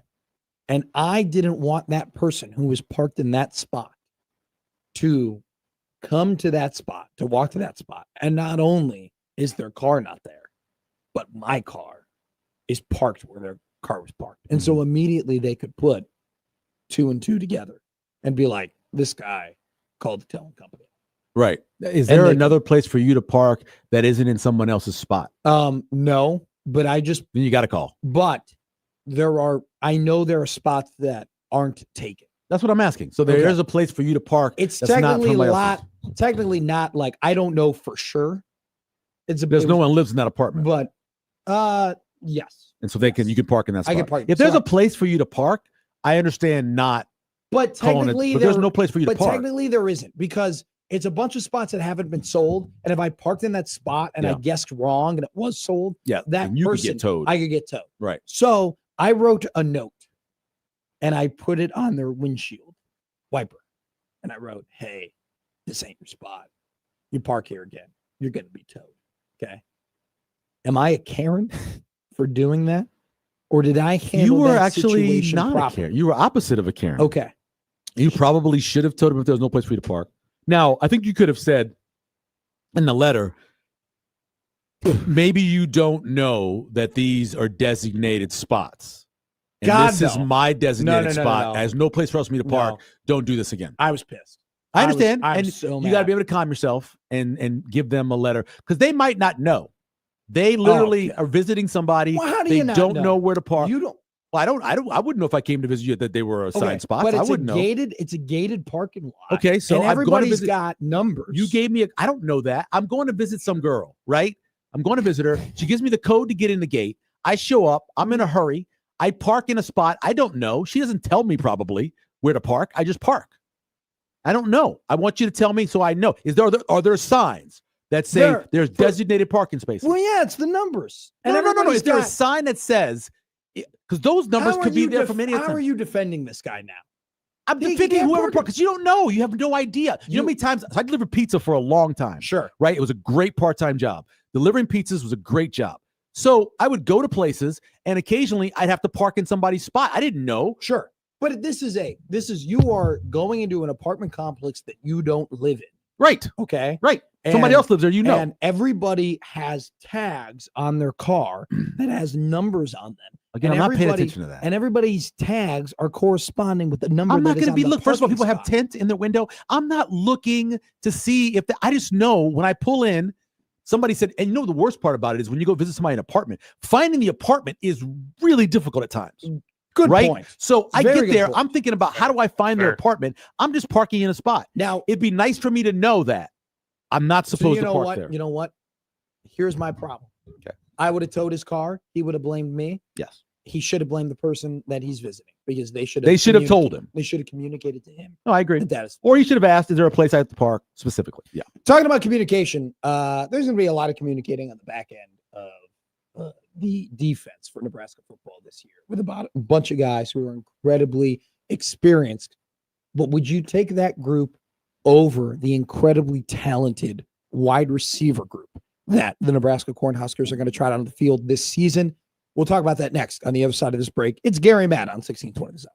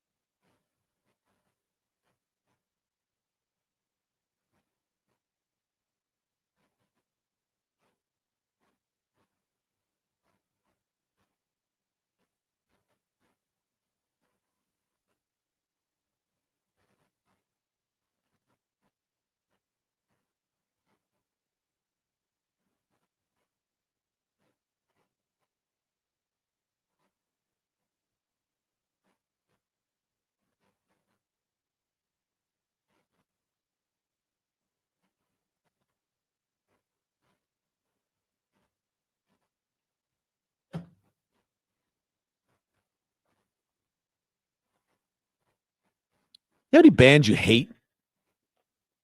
Bands that I hate. Yeah, any bands that you hate. Like you hear them, you're like, turn it off immediately. Beach Boys. You hate the Beach Boys? I'm not a big fan. You know who hates the Beach Boys is John Bishop too. I can't stand Interesting. John hates the Beach Boys. A couple it's Beach just, Boys It's hate. just too, I don't know, fluffy. You don't like beach music. Not really. I like yacht rock, I guess. No, a lot of yacht rock is good. But I wouldn't. Did you watch the documentary on yacht rock? No, Netflix? It was good. No, I remember. It was I good. remember a lot of people. What's that It on? was good. Netflix, I believe. In I'll all check that out. honesty, I don't. I like music. I don't think I'm really into it to the point where I can be like, I can tell you right now, I hate this band. I Can't stand hate this band. Huey Lewis, Okay. like with a passion. Why? I think all their songs are the same song. See, I think in that era of music, there are a couple of bands who are very much like that. Admittingly so, though, I don't think Beach Boys is like that. I think Beach Boys does have different music. Mhm. I just don't like how they sound. I know, I get it. I understand. I just don't enjoy I mean, them. Brian Wilson wrote one of the greatest American songbook albums of all time. Sure. But I understand. I get it. I completely understand. Huey, I mean, I just don't like Huey Lewis in the news. here's my thing though with the whole They annoy me. sound song the same all the time. Like, I listen to country music. I really, really like country music. I like some. I like Chris Stapleton a lot. I think you can make the argument though that especially like Morgan Wallen, now that he's made like 100 songs. Yeah, I know nothing about that man. Yeah. Like there are just a lot of Probably best to keep it that way. yeah. Oh, that's good. a problem. Not a good dude. That one I don't know. I know he got kicked off a set He's live or not something. he's not a good guy. That's all I know. But he makes really good music. Uh-huh. It's a lot of it is the same. It's a lot of rinse repeat. And Yeah. like now country is getting to the point where to make themselves different, they become more hip hop. It's more pop country. Oh yeah, yeah. As opposed to and they're like- going the other way because the hip hop people are doing the Are- country music. Exactly. Yeah. Well, Very interesting. now there's so many country music fans who are sick and tired of the hip hop because first the hip hop was cool. They had never seen that conglomeration. before. Right. Now it's like this is ridiculous. One of And my program stations on my car, because I still have the satellite radio on it, is Chris Stapleton Radio. see, one of my programs. he's not pop. He is Chris Stapleton. I would argue though that Chris Stapleton is probably just Chris Stapleton in terms of like his style of play and like what he does and how he sings. The Like- song he has with Justin Timberlake is one of my favorite songs of all time. Say Something. Yes. It's one of my favorite songs. That's on It's my one of the playlist. greatest videos ever made, and it's one of my favorite Gonna songs. Say something. That one. Mhm. That's a good Yep, one. it's a great Zach song. It's a Top. great video. Zach Top, he is a country music artist.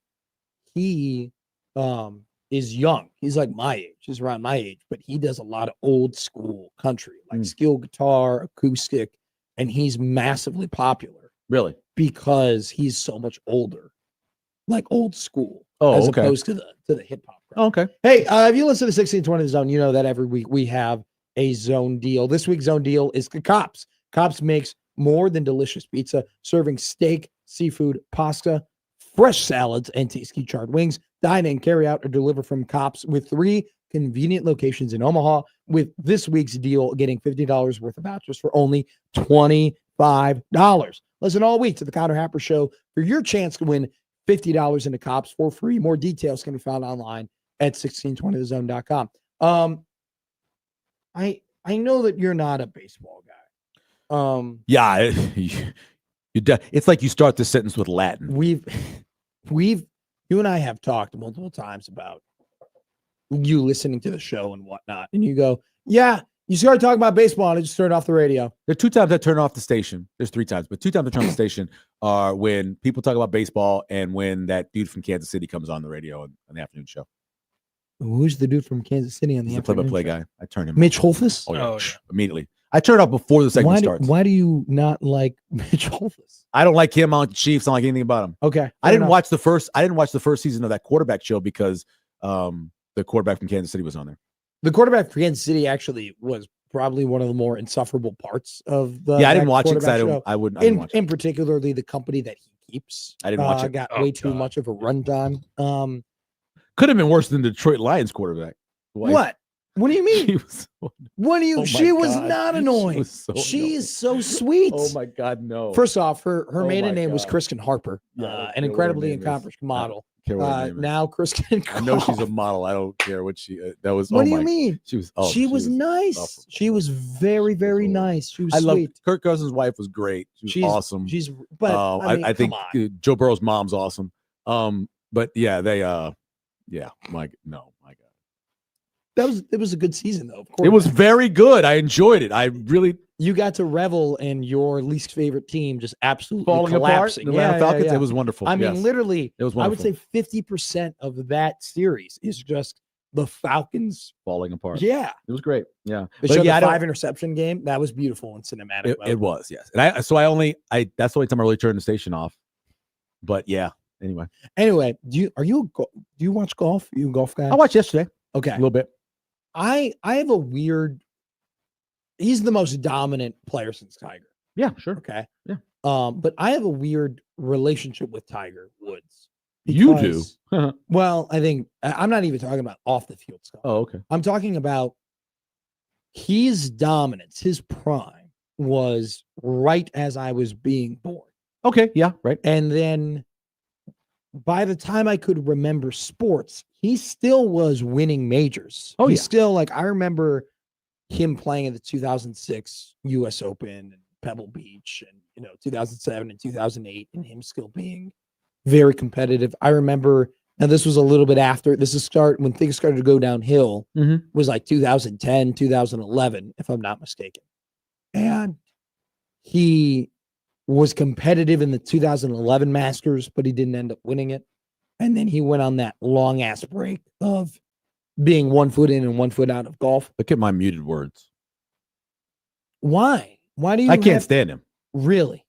He's a hypocrite. I can't stand him. I agree on that. Can't stand You're him. not I can't, gonna. I you can't deal are- with hypocrites like that. You are not going to get As soon me as he sits up there arguing and says, for. "I'm part of my his- religion." Oh no, you're not going to get me arguing for his moral compass. He slept with his neighbor's teenage daughter who Jesus. had babysit his kids.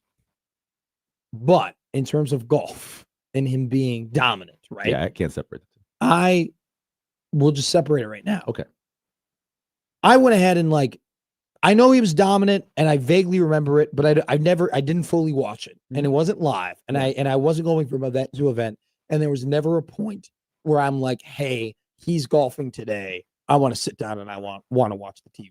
Okay. Like the majority of Yes. the country. Yes, Scotty Scheffler has become that now after what he did yesterday. Really? For me now, not He's to just the, so boring. not to the, but okay, Isn't he boring? no, he's not. He's incredibly boring. He's not boring. He's incredibly wait, boring. wait. He's the most boring golfer. That's not true at all. Most that's not true boring, at all. great golfer He's- of all time. No, because he is boring if you're not a golf fan. If you're not a golf fan, he doesn't captivate the Even for golf fans, he's boring. No, because it's what he did on 17, that chip on 17 to secure the win. Nothing more about that. He's a at all. great golfer. We all know he's a great golfer. Make great shots. They all make great shots. No, they don't all make great shots, and they all don't make They really mistakes really like he good. does. He doesn't make mistakes. He makes the biggest putts in the biggest moments, and I've never seen a golfer. He actually missed Where- one yesterday for a birdie on 14. But- That's really surprising. But there are very rare moments where there's a putt and I go, oh, there's no way he's making this. Or there's a chip or there's an iron shot and you're like, oh, there's no way he's going to be able to figure this out.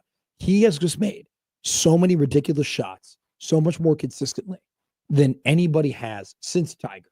And he is not on the level of Tiger, and he will never be on the level of Tiger because Tiger was more than just a great golfer. He was a cultural phenomenon. Yeah.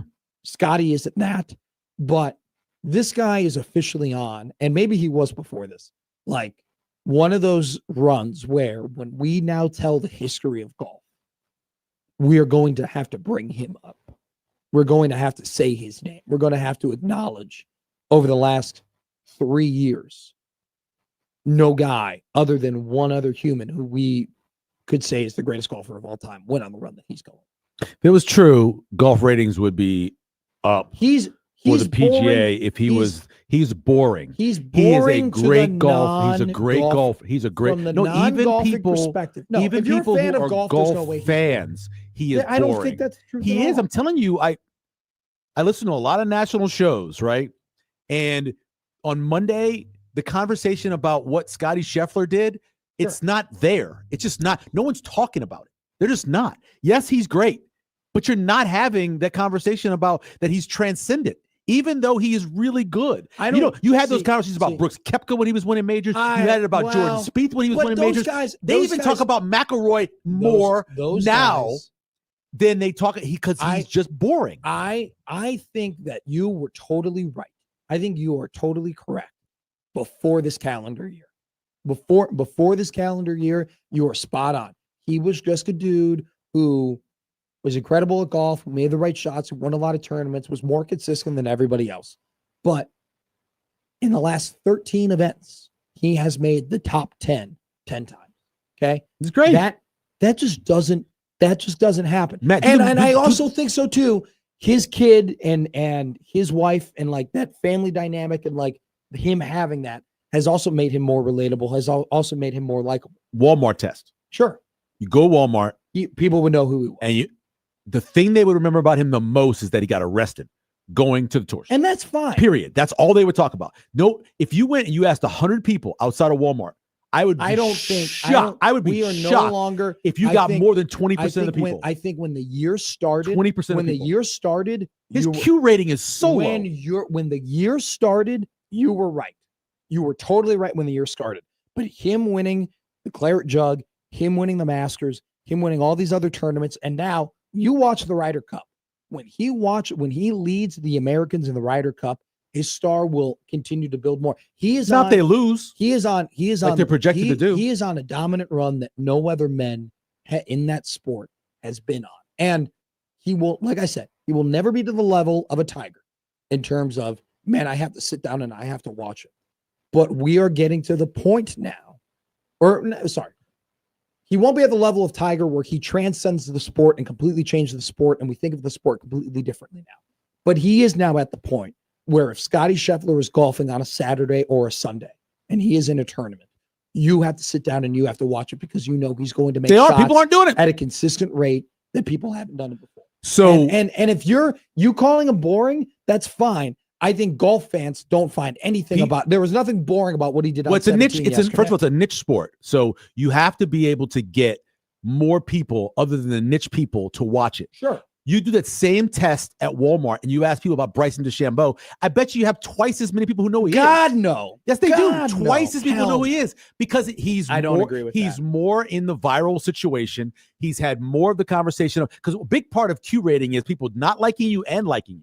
And so he's got that. He's got people who don't like him and do like him. And so because of that, Bryson DeChambeau is more well known nationally than the greatest golfer in the game. I think that people who are fans of Bryson DeChambeau, you can't be a fan of Bryson DeChambeau without being a fan of golf, okay? Because it's all golf centric. And if you're a fan of golf and you're a fan of Bryson DeChambeau, you are aware of who he is losing to week in and week out. No, see, that's it. See, major in and major out. Here's what they don't compete against. There's no way he's more well known. Here's the thing about your argument is it doesn't matter who wins. That's the funny part about it. In terms of notoriety, it does not matter who wins. But when you win at the rate, about being known, okay, and people know who you are. When you win at the rate that he is currently winning at, it's impossible for you not to know. It is really possible. No, it isn't. Because he's going to be on the ESPN ticker. We're going to talk about him on Fox. We're talking about him in Omaha Radio. You're talking about him. He would not come up if. You can say it. I would say. You can say it. You can say it. He would not come up on the majority of the shows. No. If you just say if you were back and you were hosting these shows, I would not be talking about. You would not bring him up. No, we weren't going to have a full segment about him until you said that he is boring. That's accurate. He's boring. I think if you're I think if you actually play the Google test. You ever play the Google test where you start putting someone's name in and see what gets filled by? You ever do that?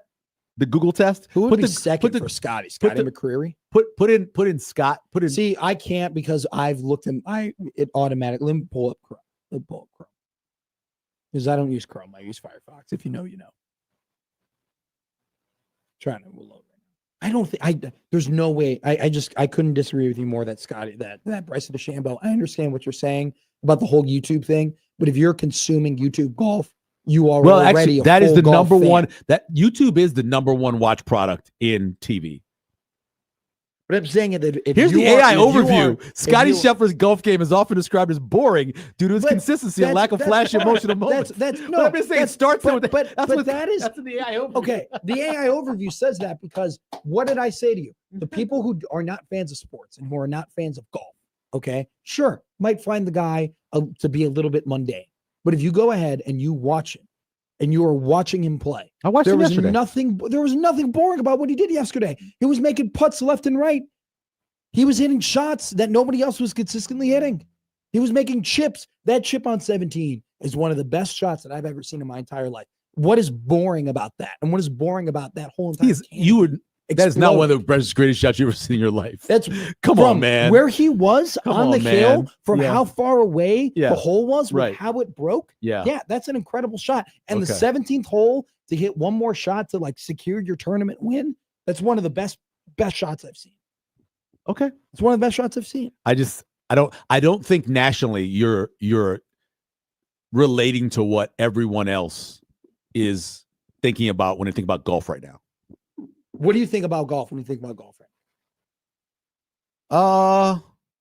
Because not a ton. You actually, it's funny because I'll turn on obviously on Saturdays and Sundays, and there's not a lot to get me excited. I'd love to see McIlroy figure it out and be a consistent top 10, top 5, top 15 guy, and not have the rounds like he had on Saturday. I would like to see that, but other than that, there's nothing really. Like I was sitting with two incredibly huge golf fans. One guy played golf in college. Yeah. The other guy played golf in high school. Very, very much so. We talked about a lot of different golfers. We mainly talked about the Ryder Cup and how the Americans are probably going to lose. But we were going over that, and there wasn't much talk about Scotty, and Scotty was leading the thing. We watched the last 8 holes. I think unfortunately for golf, what we talk about more is the fact that it's so separated right now with LIV and PGA. Yeah, that's definitely. This reminds me a lot of what happened with Formula One or open wheel racing when you had the separation and everybody was watching the Indianapolis 500, tuning in on that Holloway, and then all of a sudden you had the break off and people were like, everything dropped. Yeah.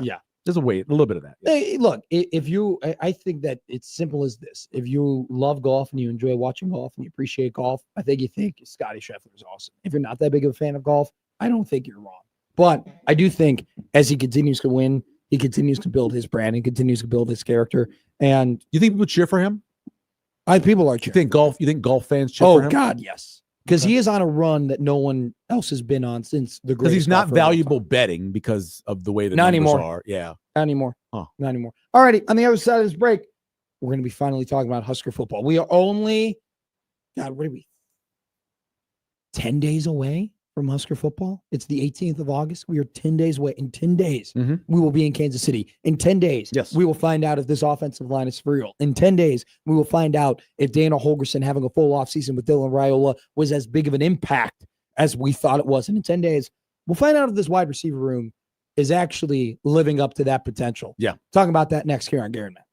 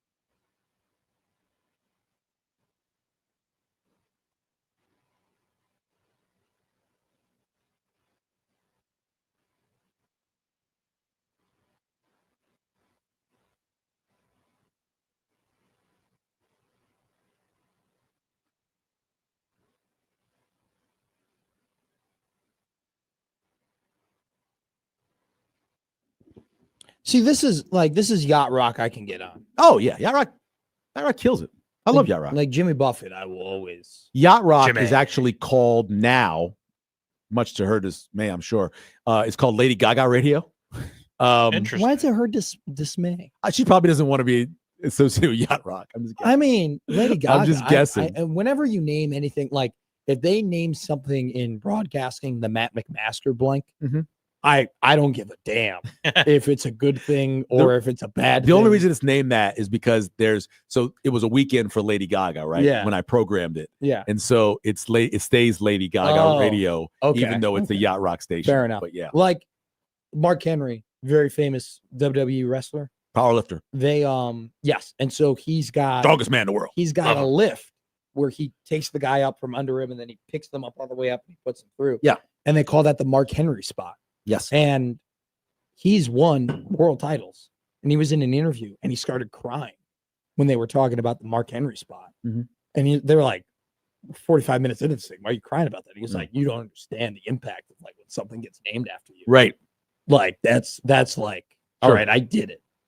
That's how I feel. He If I reached was that Lady limit. Gaga, I love that. I would be like, hell yeah. It's only on Hell my. yeah, it's my John Reviews, It's only baby. on my radio. I know.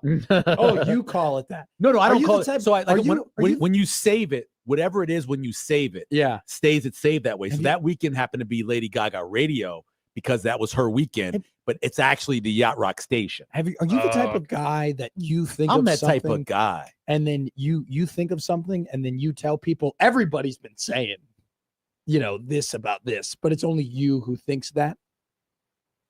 I don't think so. You've ever meet somebody like that before? That I don't. I Where they do do- love the everybody is saying. Everybody's saying. Yeah, Everybody's You saying. mean It. like one person on Twitter said it? Yeah. No, I don't. I Oh don't my think. I God. don't think I do that, but I don't know. I get caught on that. That's my one thing about I have to be better. I'll be on Twitter. And there are parts of like sports that I don't fully touch, right? Like the American League in baseball or like the AFC South. I'm not Okay. really like fully diving deep into who the Tennessee Titans second cornerback is or anything like that. Right. Right. I'll just be on Twitter and somebody will be like, yeah, like this guy's good or this guy looks bad. And I go, all right, cool. He's good. He's good to me. I don't care. I'll buy that. Yeah, that's the extent of the research that I want to do on the Houston Texans. Gotcha. Is that. We are 10 days away. I know because you argued me about these Texans. I'm like, they're going to be really good. There was a guy on. There was a Texans was a guy. guy. There's a guy. He's Now, a here's guy. a guy who said that the Texas offensive line wasn't looking good in training camp, and then they weren't playing well. We'll see what happens. Okay. They got to, maybe more shotgun this year. The Nebraska Cornhuskers play football in 10 days. They do. We somehow went 2 hours without fully diving deep into a conversation about It's your fault. You're number one. No, I know, but we've been also too. It's like it's the 8 o'clock hour. This is the money hour. Most people will be listening. This is me just knowing the ins and out of radio, if you will. Okay. Are you more confident? So I have this weird dilemma. I have a weird dilemma with this team in general. My weird dilemma is that I cannot deny that there's a ton of talent on this team. Sure. I cannot deny the potential, and I cannot deny that they are confident over there. extremely. And they're extremely and I was lucky enough to be at all those press conferences in year one. And all the press the year two season. And they were, you could go back and you could watch those press conferences and you could watch Matt Rule talk and you would say, yeah, he's confident. But now watching his pressers this season and being there for a couple of them, it's a different tone. It's a different confidence. Sure. It's a confidence that I look and I go, okay, you're telling the truth. And because you're telling the truth now, I recognize that maybe in the past, when you were saying all that stuff, year one, year two, you probably weren't telling the full truth about how you felt about the team. And that's great. But there's just a lot of potential, not as much production as I would like. And even the production you do have back is not necessarily all Big Ten first team, all Big Ten second team, all American type guys. Right. I think that sentiment is best displayed in the wide receiver room and in the cornerback room. Because Just cornerback or secondary? Secondary. Okay. In the entirety of the secondary. Because if you look at the secondary, it's a room where you're like, man, Deshaun Singleton, Marquise Buford, and Malcolm Hartzell have played a lot of snaps, played a lot of football. And not only just that, a lot of football together. But I feel like I've seen what I see. And Andrew Marshall and Sierra Wright have played a bunch of snaps too. But I've seen what I've seen from Buford. I've seen what I've seen from Singleton. I've seen what I've seen from Hartzell. Right. I think they're good. They're fine. But I don't envision those guys being elite. Right. I don't envision those guys taking another step. I don't envision, because it's one of those things where they've already played so many football and they've already had so many coaching, they've already had so much experience. It's like, okay, what else is the next step other than you just taking this massive athletic climb that is incredibly hard to predict? And so scheme's a big part of it. Yeah. But I look at the secondary and I think a lot of people are like, yeah, you don't have to worry about it. Like you don't, because you have those 5 guys, and then you even have a lot of depth with Caleb Benning and Donovan Jones. And so it's just like you even have guys on the 2 deep. We didn't even talk about Khan, the Southern Illinois transfer, yeah. or the Georgia transfer either. So it's just like, I'm kind of more intrigued and more confident, maybe more excited in the wide receiver room. Because I look at that room and I go, man, that room can take a step. That room can take the next jump. That room can be elite. Yeah. I think Sierra Wright can be elite. I think Andrew Marshall can be pretty damn good. Yeah. But I look at the guys on the other side of that back end and I'm like, I know what I have and I'm happy I know what I have, but I'm also unhappy that I don't know if they really can get to the next level. Right. I was asked on a show a week ago, whatever, what position I was most confident in. And one of the guys go, you're going to see offensive line. And I said, no, I said wide receiver. And I feel that because I think if your top 3 are experienced and they've proven it at a high level, that you'll be able to build out the next 3 you need to build out. And sure. I believe that Jacory Barney, even though yards per reception and some of the analytics didn't show he had a great year, well, he lost about 250 yards on penalties for whatever reason on his plays. It was very weird. So I believe he's proven, obviously, in the Big Ten at being a slot receiver. I know that Dane Key proved it. Yeah. Dane Key had 2.8 yards per route run, which is a great number in the SEC in Kentucky without a great quarterback. So I know he has done it at the right level. And I believe, doing it at the level of Cal at Hunter, in the ACC too, that proves that you can do it in a Power 4 level. So you've got 3 wide receivers that have proven stuff, right? But yeah. So you get 3.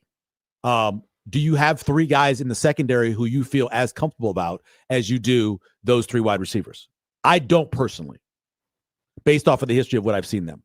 Then after that, I think Cortez Mills has shown that he has a bunch of talent, and we know that freshman wide receivers can have success. We saw it last year with Barney. I think he's going to have it. And then all of a sudden, something they haven't had in a while is true size, true ability to go up and go get the ball. Quinn Clark has that. Keelan Smith has that. Both those guys are very athletic. Now we're at 6. We're at 6. We're at 6. We're at 6. 7. I actually throw what Heinrich Haarberg can do in the a little bit more in the wide receivers, right? Yeah. And we've already seen Carter also being a wide receiver last year. So now we're at 8, and I like the starting. I think the starting tight end is going to be Lyndon Meyer. I think he will be when it comes around in 10 days. So now I'm at 9, 10 people I feel comfortable, and I know everybody out of the backfield can catch the ball. All 3 of the top. Now I'm leaving Quentin Ives out as one of the 3 because I haven't seen him in practice yet because he's been hurt. But those 3 running backs I know can all catch the ball in the backfield. So now I feel really good about my pass catchers. I think at the end of the year, we could easily be sitting here and saying the wide receiver room was better than the secondary. Oh, there's no doubt. That's the one I would take over. I think a baseline, if we're just going off of snaps, if we're going off of experience, if we're going off of I've seen them play good football, I think therefore I know I've seen it, so I know what's going to happen. Yeah. The secondary has the advantage. How much better can Malcolm Hartzell get? Well, and don't forget about the umbilical cord. Okay. Yeah. So the umbilical cord for a wide receiver is the quarterback. Sure. The umbilical cord for a secondary is your pass rush and your D line. Great point. The question mark from most people is, the lack of experience on the D-line, the lack of size in the middle, like what they had last year with Hutmaker. So that's the question mark. Will the secondary have to cover more because they're not? So I personally think, though, the D-line, more athletic, and actually is going to have better pass rush and affect the quarterback than they did last year. So I think that'll help them out a little bit. It's funny. It's almost as if the defensive line has the opposite problem as the secondary.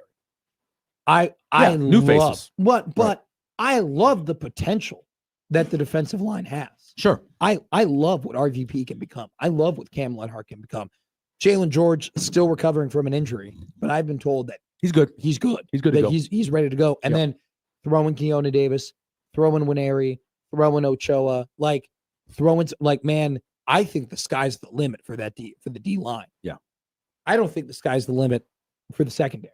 I think we're not going to – the starting lineup really see against Cincinnati, I don't think necessarily when you get 5-6 games into it is the same guys you're going to see. I just don't. But I think, though, the problem I have with the D-line is that they don't have that returning production where I know, hey, this guy's going to go and he's going to get 4 sacks and 14 tackles for loss and have a good year and be very solid. Mm-hmm. And the problem I have with the secondary, outside of the corners, I'm just talking mainly about the back three, is that I don't know if any of those guys have many more steps to take. Mm-hmm. You combine the best parts of the D-line and the secondary, I think you get the wide receiver room. You have, to your credit, to your point, your Hunter, your Key, your Barney. 3 guys over 400 yards receiving last year. Yep. Key got up to 750. Hunter was like around 550.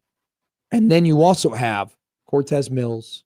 You have Jeremiah Jones. I wouldn't put Jeremiah Jones in sure. the list. No, but I'm just saying, you have young guys. Yeah. Keelan Smith there and also Quinn Clark. Both those guys will contribute. It's one of those things where I will firmly plant my flag in the I love the wide receiver room.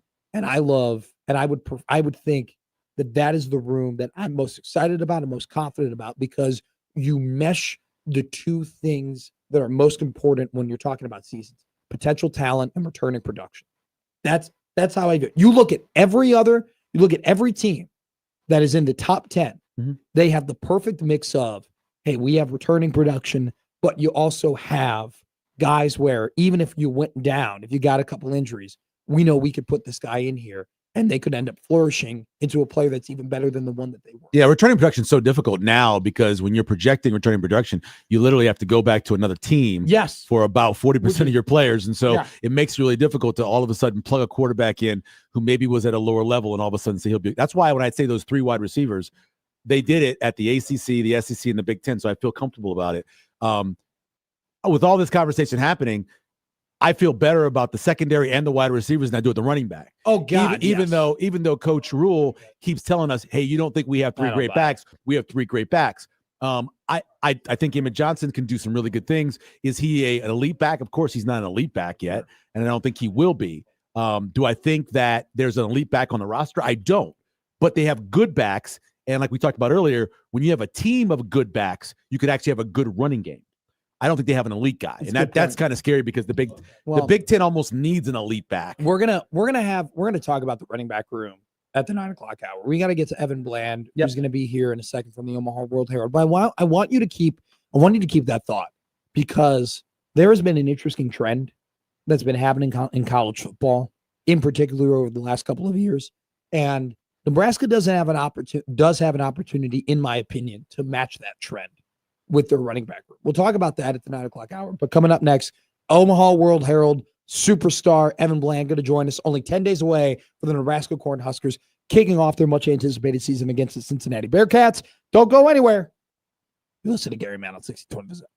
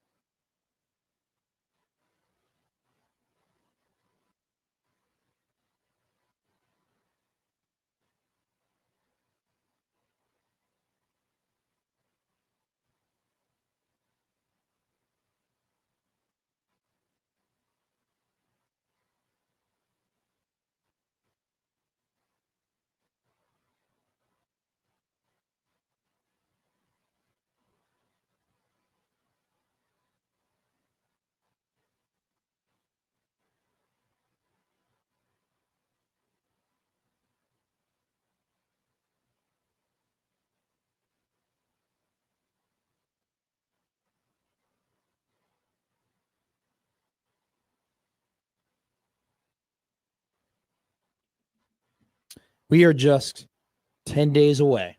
Or if you've been listening to this show for the last 3 months, you would know that I've been doing a thing called boy math, where you're never 10 days away. You're actually 5 days away from being 5 days away. So however the hell you want to say it, we are so close yet so far from the beginning of the Nebraska football season. And in doing that, and because of that, we bring in our incredibly special guest who will be there. Will you be there in Kansas City, Evan Bland of the Omaha World Herald? Oh yeah, I'll yeah. be there. And your boy math reminds me of the old Seinfeld routine. Yeah, I mean it's there's going to be the travel day, and we're already like a third of the way through this day. So really, it's more like 8 days. Exactly. And then you round it down. It's like a week. Yeah, it's the wake up. So we always said it's the day, but you don't count the wake up. No, it's already the day. So we're really just 9 days away. 9 days in a wake up from you going to bed is the best way to put it. Like that's exact. That's so. Look, we're basically there. We're at the finish line. Evan, I'm just going to ask you the most just bland and simple. Bland. That's a pun. That okay? Yeah, what's wrong with that? Yeah. Nothing wrong with that. No crap, Michael. That was the point. It was supposed to like go through that. Yeah. What do you like the most curious about or looking forward to the most, or like this is what you want to see in Kansas City? Is there just one thing you're like, all right, when I sit in the press box and Nebraska gets the ball for the first time and they're on the defense for the first time, my eyes are immediately going to here? I mean, I just want to see how they, real basically, I want to see how they run the ball and how they stop the run. Like those are two areas that are pretty hard to simulate in practice. You're not seeing that in an open portion of a workout. You're not really seeing what it'll be like even in a scrimmage because the defense knows what's coming or they just know each other so well. So just physically, like I want to see what it looks like on a 3rd and 3, like what kind of a push that interior of the line gets and what Emmett Johnson or Mekhi Nelson look like trying to squeeze through a hole and get a burst. You know, I want to see conversely on the other side, what does that Nebraska front 7 look like when Cincinnati has 3rd and short to go? Like, are they able to stuff the run and gum up those lanes and, you know, look like a formidable Big Ten unit? I think they will, but we just haven't seen it. And those are, especially on the defensive side, like that's just one area that's going to be a question mark until it's not. Like, I think that the defensive line has potential to be pretty deep, like where they could go 6 or 7 guys, but we just need to see it. I want to see Elijah Judy in a starter role hold up for 4 quarters and Cam Lenhart. I want to see Riley Van Poppel look like he could be the next Ty Robinson, because I think physically and intangibly he could be, but you just got to see it in a game. And I kind of went through an exercise recently in our podcast looking at the toughest games, like on Nebraska's schedule. And I think Cincinnati is harder than, you know, 2 or 3 Big Ten opponents that Nebraska is going to play. So it's going to be a very telling game. This is not sort of an easier way into the season sort of game. Yeah, it's sort of a de facto home game for Nebraska because of the crowd and everything. But I think we're going to learn a lot. And what I want to learn mostly is where they stack up in the trenches. Trenches are funny because people are criticizing the D-line and worried about the size and the loss of production and everything. The position we don't talk about, in my opinion, enough that needs to get better is the quarterback position. I know it's almost like a given that Dylan Raiola is going to be better. We watched a lot of times where he didn't make throws he should have made. We watched a lot of times where he made throws and didn't necessarily look efficient doing it. Do you feel, I guess, based off everything that people like Hogerson are saying, that he is going to make that big year 2 jump? Yeah, I think so. I mean, he looks slimmer. That's one thing we can already tell from last year. They've been hammering into him when to tuck the ball and run. Like, that'll be something we really didn't see at all in the first half of last season. He did a little bit against Indiana. He had the game against Ohio State where he had the big run. But that's an area that you're going to want to see him make an improvement. The throws that he's made. I mean, I remember times last year being in visiting press boxes, and Raiola at least once a game would make a throw 20 or 30 yards downfield, and you could hear it from like the media covering the other team that hadn't seen that before. They're like, whoa, you know, that's some arm talent right there. So that was already there, but it becomes, I think the Holgerson effect becomes, can you just take the check down? Like, you don't need to hold it 5 beats and throw deep. and maybe take a sack, hold it 3 beats. If it's not there, process that quickly enough to swing it out to Emmett Johnson or to Luke Lindenmeyer for 3 or 4. Like, I think that's one area that you're going to look at and see whether he's made growth or not. Yep. And I think we saw that at times last year. We just held on to the ball too long. So can you get rid of it quicker, make those decisions, and get those routine plays? And if you do, as Holgerson often says, sometimes they're going to break out. Sometimes you're going to bust a big one. And you're going to keep moving down the field. So that, to me, like when I think about growth for Raiola, that's what I think about, is getting that ball out quicker, moving down the field. The explosive plays are going to be there occasionally. He's going to uncork one deep, and it's going to be really impressive. You know, it might not be a basketball hoop from 40 yards out like it was in the spring, but it's going to be something like that. And you know, you hear him talk, you hear the work that he's put in behind the scenes. It feels like mentally he's as prepared as anyone could be. And then you add the 5-star pedigree and the physical ability. Yeah, I think he's going to be better, but it's probably going to end up being defined by some of those third down decisions that he makes and whether he's able to get that ball out fast enough. Evan Bland of the Omaha World Herald. You work in Omaha, Evan, but you go ahead and you're in Lincoln for all of these press conferences. And ever since I've been going to the pressers, have you been to every single one of them? I mean, how many pressers have you missed? It's got to be very low, if any. You know, I've missed a couple this year, kind of working on other things. But very few times, Yeah. and you're consistently there. And my question to you is, from year one to now, what has changed about Matt Rule and the way that he talks about this team and communicates about this team compared to how he talked about last year's team and the year before that? Well, I think the first couple of years, it was very much about him setting the tone, setting the standard. This is what they expect from players, like in all aspects, in how you do pregame and how you practice, and you know, eating a meal in the training table versus taking it to go, like all the little stuff that he has tried to establish for a couple of years. I feel like so far this year, he's been in a great mood. I mean, on Saturday, he comes in after their second scrimmage, and he's there early, and he sits down and chats informally, and then he talks for 35 minutes. And I mean, he'd talk more. Like if people wanted to ask him questions, he'd be like, "Yeah, this is great." Like he's having a great time.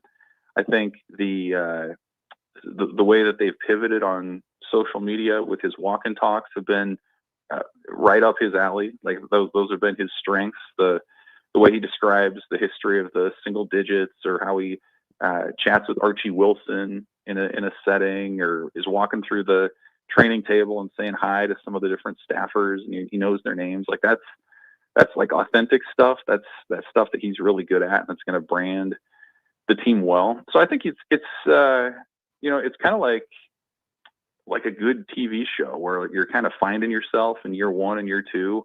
By the time you get to season 3, like you kind of know what you're good at, you know, kind of what resonates. I think that's where Matt Rule is now. And not to say that he's a different coach, but I just think he's been quietly confident all off season that like this team's going to be good. They did the work in the off season, and I think he's just kind of enjoying it right now. And of course that has to translate into the games, and you're going to have some adversity and moments that crop up where you're going to have to make some plays. But I think he's just, you know, he's done this before at Temple and Baylor. He knows what it looks like when things are in place to be competitive and have a chance to break out. And I think that's what he sees in Nebraska. I think the demeanor that we've seen from him has consistently been very open and relaxed, and he has concrete reasons to back it up. It's not just, well, I think we're going to be good. It's we're going to be good because we've put in the work and we've brought in these players and these things. So I think in as good of a mindset, certainly as I can think of, since he's been in Lincoln here for 2.5 years now. We were sitting at Paulie's and like going over the starting lineup, what's going to be like against Cincinnati. Who do you think is starting in the middle? Because they have, you know, 3 guys legitimately could be. Dawson Merritt's getting a lot of talk now. I know they talked a lot about Bowers back in the spring, but who do you think comes out that first series and starts in the middle? Well, I think you'll see Shavers in there. Not Watson Trent. I mean, I think they'll both be in there. Okay. I- So I- no yeah, I Buddha think then. No Javin Wright. that would be my sense. Okay. Yeah, but it's going to be interchangeable, I think. You know, it's kind of the defense as a whole kind of reminds me of 2 years ago, a little bit more than last year, where they rotated just a ton of guys. I think that's kind of what that linebacker spot looks like to me, where you go, I mean, Watson Trent's been making plays. Whenever I've seen him out there, like he's been in the right spot when it's been live. He hits hard and low. Like I've been impressed with him. It's pretty clear why he was such a playmaker at Georgia Southern. Mm-hmm. Shavers, obviously, a single-digit guy, has earned a lot of respect, and Jamin Wright's a single-digit guy too. I think the thing about Wright to me is he's so much more like versatile that you could bring him in all kinds of different spots, and so it may well be him, and it may just come down to what specific defensive scheme Nebraska starts out in. I do think with Javen, it's, you know, he's somebody you could put on the field and he could be sort of almost a nickel. He could be a true middle linebacker. He could fill a lot of these different roles. Yep. Whereas maybe Watson Trent and Shavers are more your traditional hard-hitting middle linebacker type. So there's versatility there. I think the age difference is fascinating to me too, where you've got guys in Wright and Watson Trent who've played a ton of college football, right? More so in years than actual snaps because of his injuries, and then Shavers, who's clearly an up-and-comer. I think he's got a chance to be one of Nebraska's better linebackers this century, to be quite honest with you, just physically what he's able to do and his attitude. So it's a really interesting group. I don't know that you can go wrong with what two. I think it might just come down to situationally, how they want to align here out of the gate. I think Shavers could be a third down guy because he rushes the passer better than those other guys. I think he's like a designated pass rusher out that linebacker. Don't forget this number, 24.5 sacks. That's the number of sacks that you're losing from last season to this season. I'm not concerned. Ben Popple's better than Ty Robinson. We can talk about that a little bit later. Not with Evan Bland, though. Evan, we're going to let you go. You are the absolute man. Can't wait to talk to you next Monday around this time, where we will only be 3 days away, or 2 days and 1 sleep away from waking up and seeing the Huskers play football in Kansas City. Thank you so much. We'll talk to you soon, all right? Can't wait. Thanks, guys. See you, Evan. See you, Evan. It was Evan Bland of the Omaha World Herald. They'll go anywhere. Crazy Peter Krenzer gets weird at the aftermath of this break here on 1620 The Zone.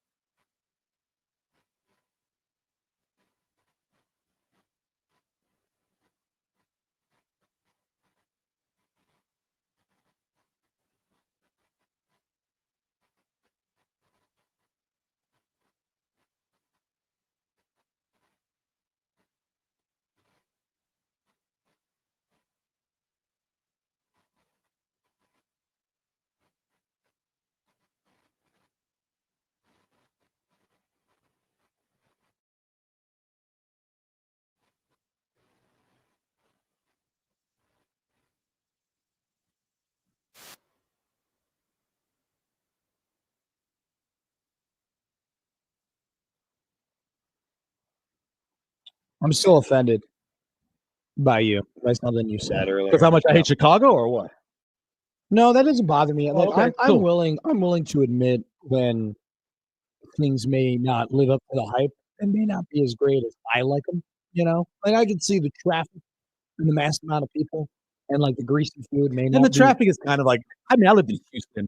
There are a few places that have more traffic in Houston. I've Yeah. been to Austin. I mean, I've been to mean- really traffic. That was one of the things. It's mainly the people.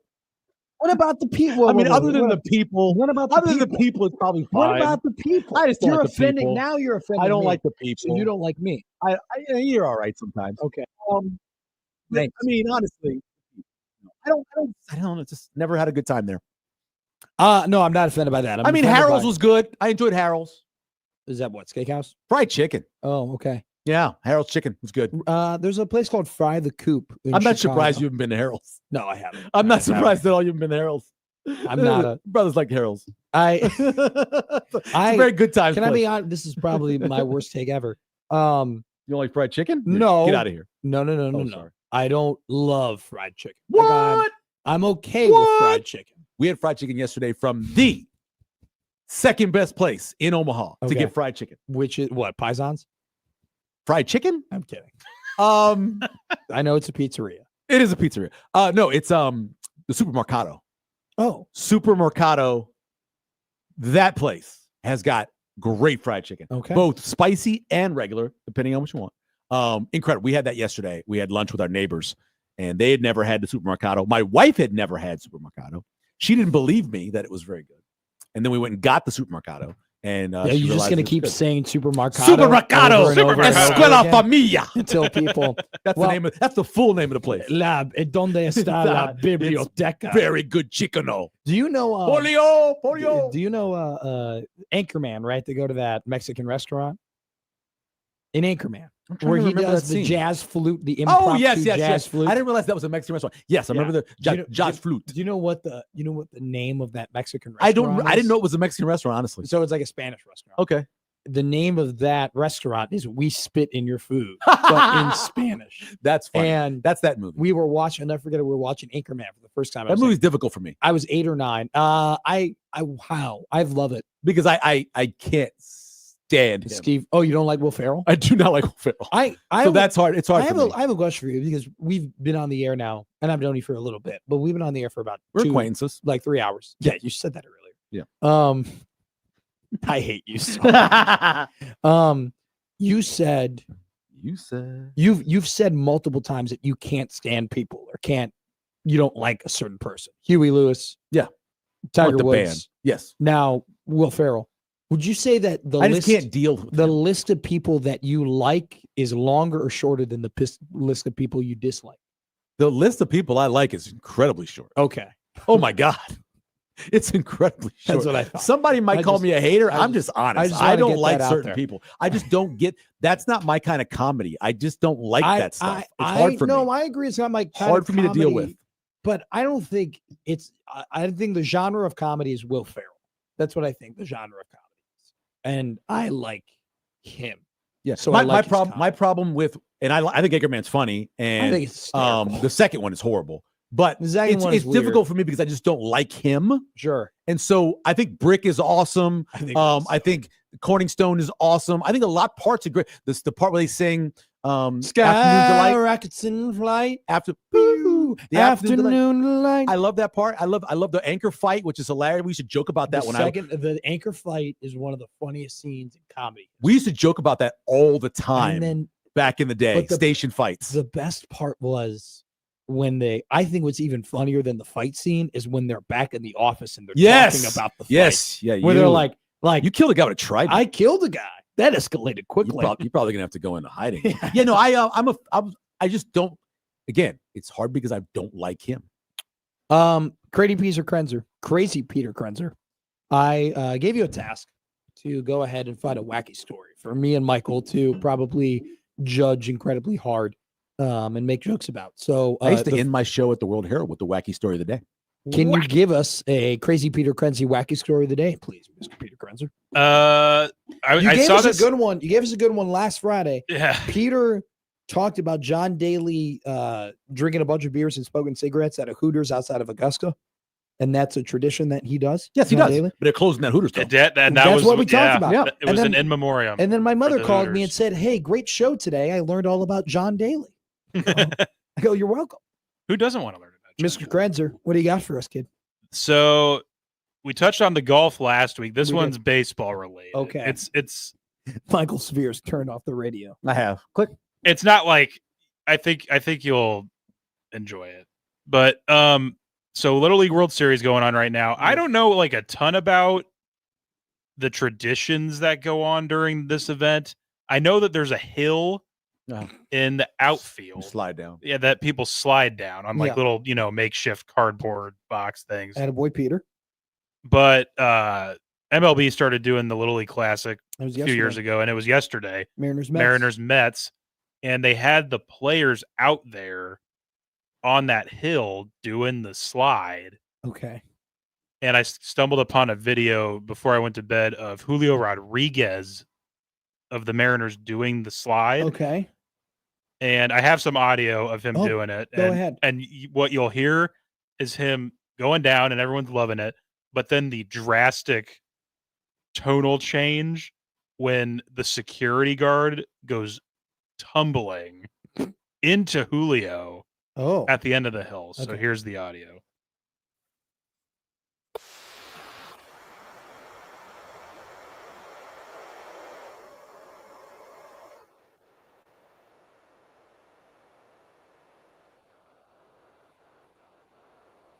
Okay.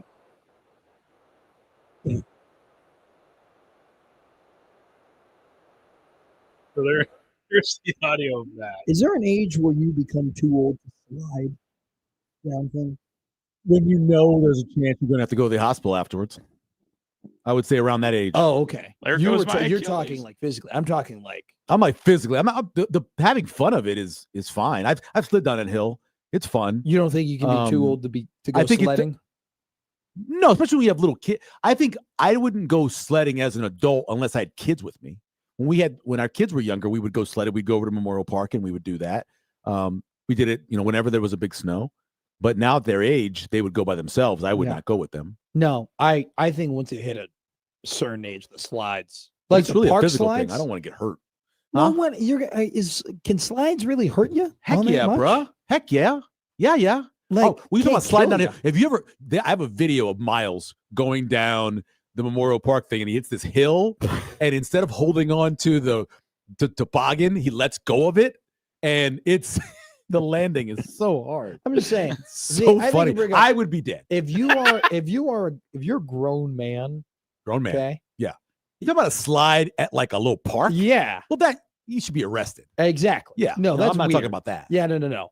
Don't. That's I'm not talking number about one. that. Yeah. But even like sledding, like I'm a grown man. Unless like you said, you have to have kids. If I Yeah, saw I had kids with me. if I saw a 40-year-old up just At on the a park? hill Yeah. at the park, Yeah. like it's snowing, Yeah. and he's got his own little toboggan, Yeah. and he's going down the hill himself, I would tell my kids, Stay away from that guy. stay away from that man. A million percent. What happens if he was a former Olympic athlete who did the skeleton Yeah. and said, you know what? I want to go out there and sled because I I want don't- to feel like I'm doing the skeleton I again. don't give a damn. Go. If you're an Olympic athlete, go to the Olympic Center Go- and do it with your friends. Don't come to my local park where there's a bunch of 6, 7, 8, 9, and 10-year-olds, and you're just on your own sledding. And then you're probably, can you imagine, you start interacting with them? Oh, you need help up the hill or whatever. They're Yeah. like that. No, hell I think no. the last time I People went are on a weird. regular slide was before they reconfigured the mall downtown. 'Cause There was these metal slides, and we took the boys there, and they were really hot, by the way. We took the boys there, and we slid down those at Gene Leahy Mall. I don't know how long ago that's been. Sure. More than a decade, probably. But that's probably the last time I got on a slide. In our next segment, we'll be talking about a guy who uses a slide every day. So the thing Does about he work at a Football school. Oh, that's Clemson, right? Dabo Sweeney Clemson. uses the slide Yeah, I believe it. every single day. I believe The he's basically a 9-year-old. He's a weirdo. he is. Isn't it so funny how some of the most successful coaches in just sports in general are just See, and Dabble wasn't weird like that when he humans? started. He developed into being eccentric. yes. Let's not go. Once you get rich, Oh God. you go from being weird to being eccentric, and he's fairly wealthy, and so I think he's eccentric. That's what he is now. It's a good way to put it. Weird to being eccentric. Yeah, you go from being weird. When you're broke and crazy, you're just weird. Yeah, when you get sure. rich and you're weird, you're eccentric. He's an eccentric fellow. Alrighty. Well, you got at least one weird radio host on the microphone right now, and he's not wearing the Jet Award polo. I'm definitely not rich because I am broke and eccentric. You're not eccentric. I think I'm definitely weird. I don't think eccentric. I think Here's you a have to great be example rich of to be someone who is eccentric. eccentric. Okay, Dana Holgerson. He is Yeah. eccentric. Dave, I Yeah. describe him. You have to be a little bit old for this, but he is a cross between the character that played Doc, right, Oh, in Back to the Future, sure. and then Jim in Taxi. He is Okay. a cross of those two characters, But- played by the same guy, Sure. but one's, kind of, he did a little drinking and a little drugging in the Yeah, 70s. yeah. The other guy's like, I'm a brilliant guy. Yeah. Together. That's who he is. He is a mixture of Doc and Jim. See, here's the difference, though. You can call Sweeney and Holgerson eccentric. I would much rather have a beer with Holgerson. Like I feel like I could sit down and have a couple brewskis with Dana. I don't know. I think with Dabo would become very weird very quickly, and he would do a sermon on my life. I have my own personal issues and torment with religion. So it would be hard for me having a conversation with somebody who talks about religion as much as he does. Sweeney? Yes. Yeah. I don't drink, so maybe Sure. I'd have a iced coffee with Dana. Iced tea. You like a an little iced iced tea? tea with Dana. Dana Maybe looks like an iced tea. I would guy, do that. doesn't he? Yeah. I don't know about that, but yeah, he. I'm sure Dana will have a pop or two. I'm sure. Coming up next, we did our NFL over-unders. Michael told you to fade his favorite team. Fade the Saints. I told you to trust Pete Carroll. Michael then told you not to trust Brock Purdy as much as I trust Brock Purdy. That's a high number. Coming up next, we're going to tell you who to trust and who not to trust in college football. Okay. And I'll even give my national championship pick Oh, okay. because I think I've already kind of mentioned it, and I think we already kind of know where I'm at, but I'm gonna double down. Yeah. And who I think is holding up the trophy. Coming up next here on Gary and Matt.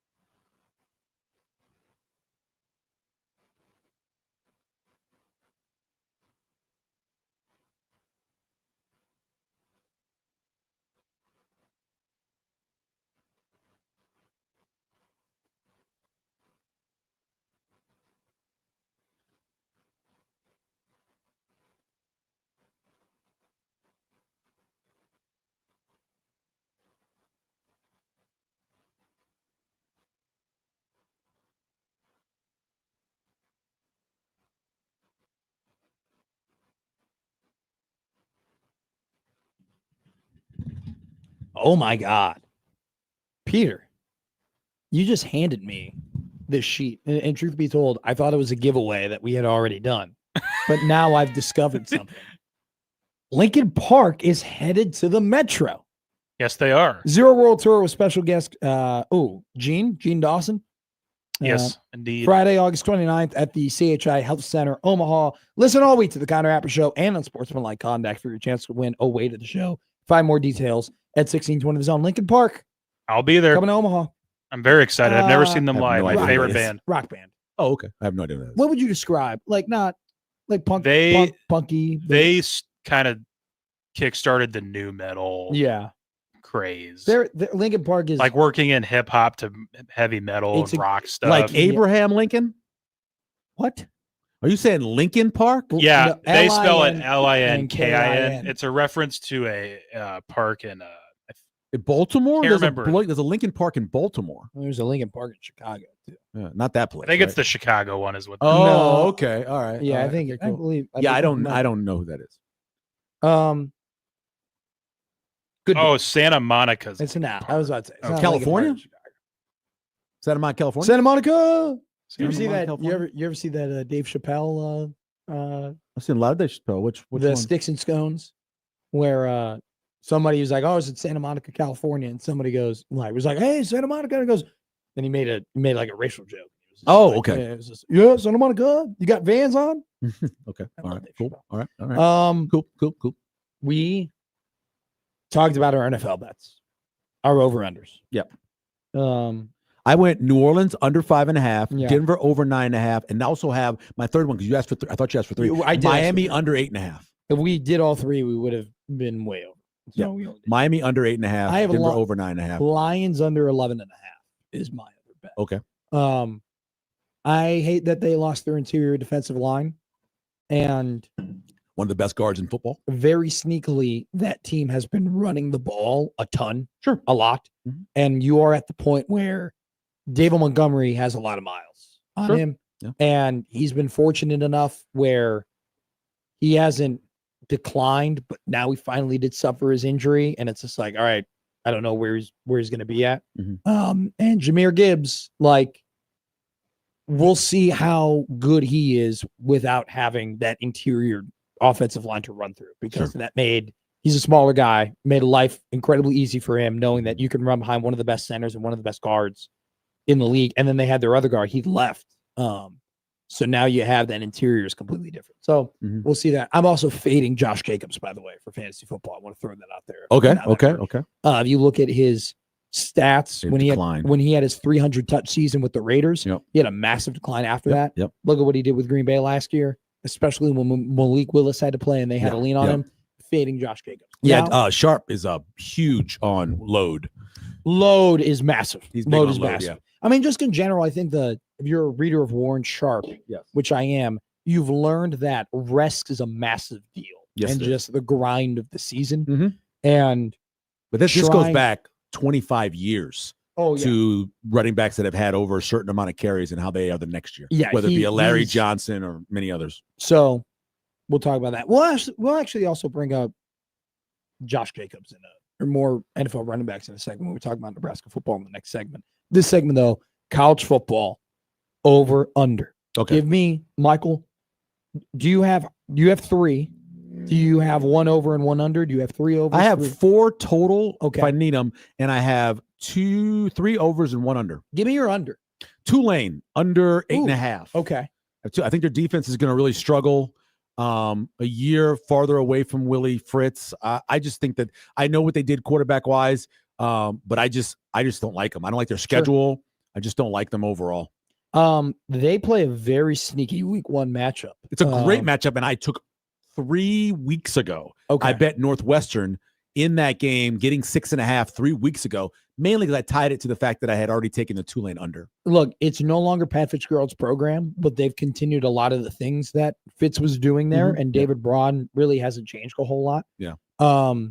They're going to have 2 good running backs in Hyman and Cam Porter Jr. Plus, they got my guy Um, playing quarterback. They got Preston Stone. We're going to the Stone Age, baby. who, if you look historically, and I know you know this, but if you look historically, when Northwestern has competent quarterback play, Mhm. they win a lot of games. Like that has been the defense has always been solid. The quarters coverage that they run, like that is kind of set in stone. That's not leaving. Like when they can get serviceable QB play, in my opinion, they would have made a bowl game last year if they had a quarterback.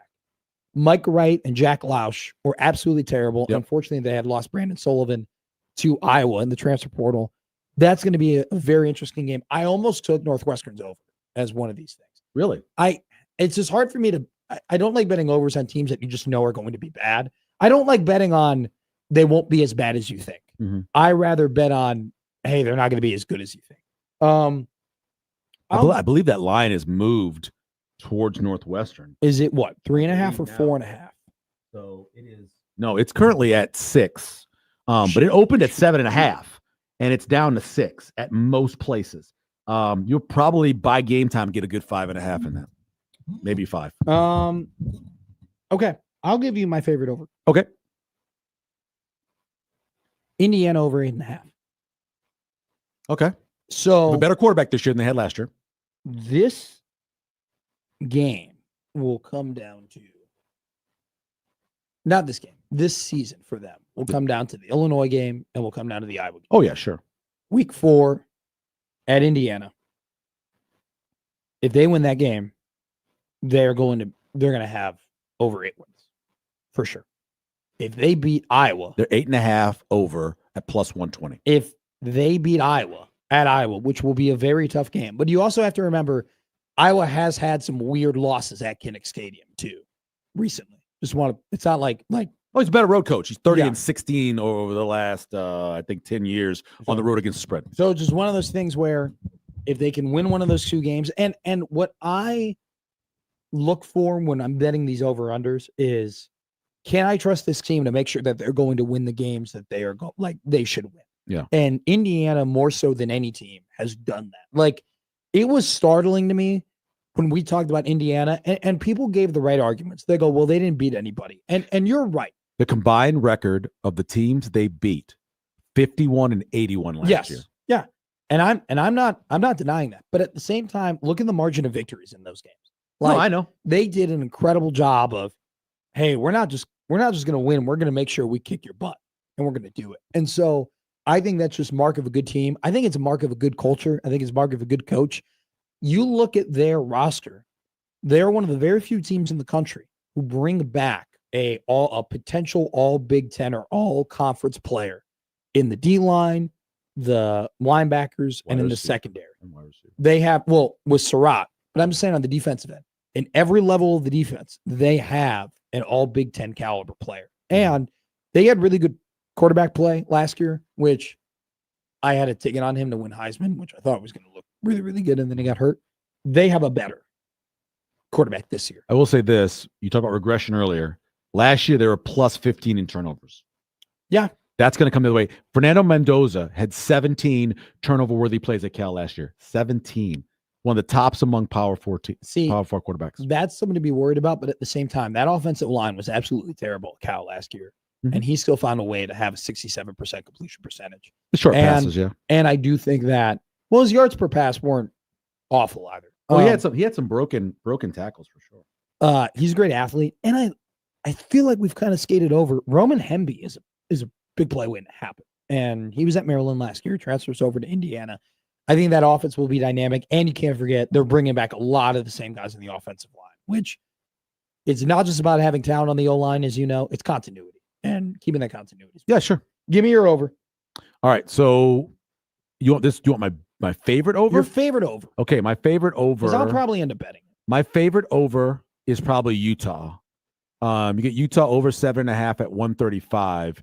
This goes back to the other question you asked me. Utah, wow. About teams that aren't in the top 25 that I think could be in the top 25 in the season or top 10. Utah is my team. Over 7.5. I love Dampier from New Mexico. The guy's dynamic. He is going to shock the world when people are actually watching him. He brought one of his wide receivers along with him. They have 2 draftable offensive linemen, probably first day, if not second day offensive linemen. I think their defense is going to be much better. And they had a lot of injuries last year. I think the regression in terms of turnovers is going to come back their direction. I like Utah over 7.5 at minus 135. haven't And that done number re- keeps moving, by the Yeah. way. The juice keeps moving because I think a lot of people are on this. I don't know a lot about that team. They're loaded, man. Yeah. And I was shocked. I put them in my top 25. I was shocked they weren't in the top 25 for a lot of places. PFF, by the way, if you just go by what they're thinking, they have them at like 21. Really? So, yep. I have to. I bought that PPF or PFF. Yeah. Thing, and I haven't used it yet. I'm gonna go with. I gotta make sure because I've seen so many different numbers from because the lines keep moving and things are effective, and especially with his teams, the lines have moved. So I just want to make sure I have the right number. Okay, I'm gonna do Tennessee under 8.5. Okay. Yeah. They have 4 brand new starters in the offensive line. That's true. They have completely rebuilt that wide receiver room, even dating back to like when they lost Jalen Hyatt 2 years ago. And they tried bringing in Brew McCoy. That didn't really pan out for them. Now he's gone as well. I think so I love reading other teams' training camps articles, right? Just training camp updates. I read a Tennessee one. I should have pulled it up here before we got into this. But one of the first lines, Michael, was, oh, yeah, they're going to use 2 quarterbacks this year. No. If you lead off with, oh, yeah, they're going to have to be creative here with who's going to take their snaps, I'm immediately off of you. It's plus money for over. I'm immediately saying, no, I'm not overly. You're not interested. supporting that. No, I'm not. And even so, they go ahead and they go, all right, well, they got Joey Aguilar from UCLA. I don't think people understand. Joey Aguilar led the country last season in interceptions. He had 14 interceptions last season. His completion percentage was 57%. Okay. He was not good at App State. Yeah. Okay. He was not. So now you're taking that guy and you're going to put him in the SEC and you're going to have him play an SEC schedule. Yep.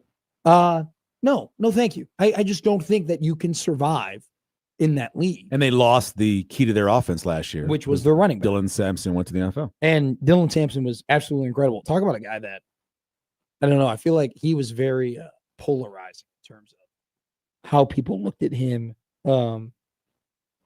as a prospect. So I think that I'm pretty confident. Just now, the whole conversation with Tennessee, they really had to do what they had to do.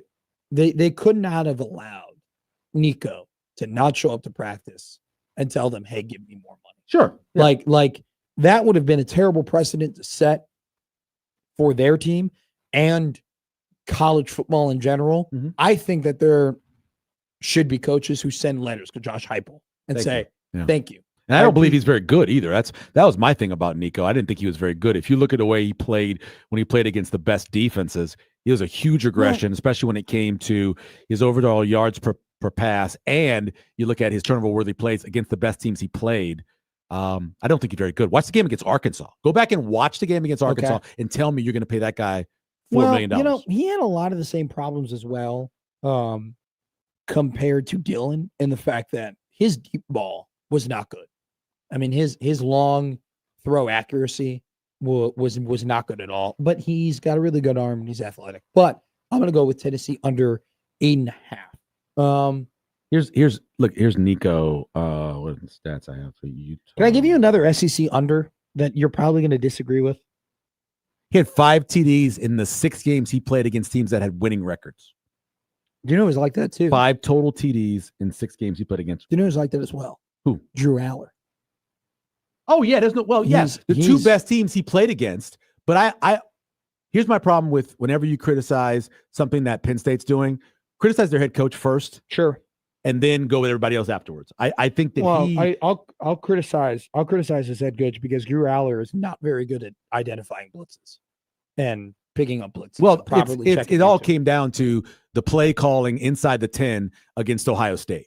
Yeah, you win that. You're inside the 10 twice. And you don't get any points. That's just ridiculous. Let me give my other one. Give your other one. Okay, let's see. So I haven't said. By the way, Tennessee has this is according to MGM, they have the 15th hardest schedule this season. Okay. And so I think MGM does their schedule rating similar to how Warren Sharp does their So schedule. I said I had 4. I'll put these two together. Oklahoma over 7.5, Okay. USC over 7.5. I want to talk about USC. Both of those. What about USC in particular? I love what they've added with their portal. I think their wide receivers are going to be impossible to cover. Yeah. I think that they're going to have a finalist for the Jet Award. Either one of their returners, both dynamic guys.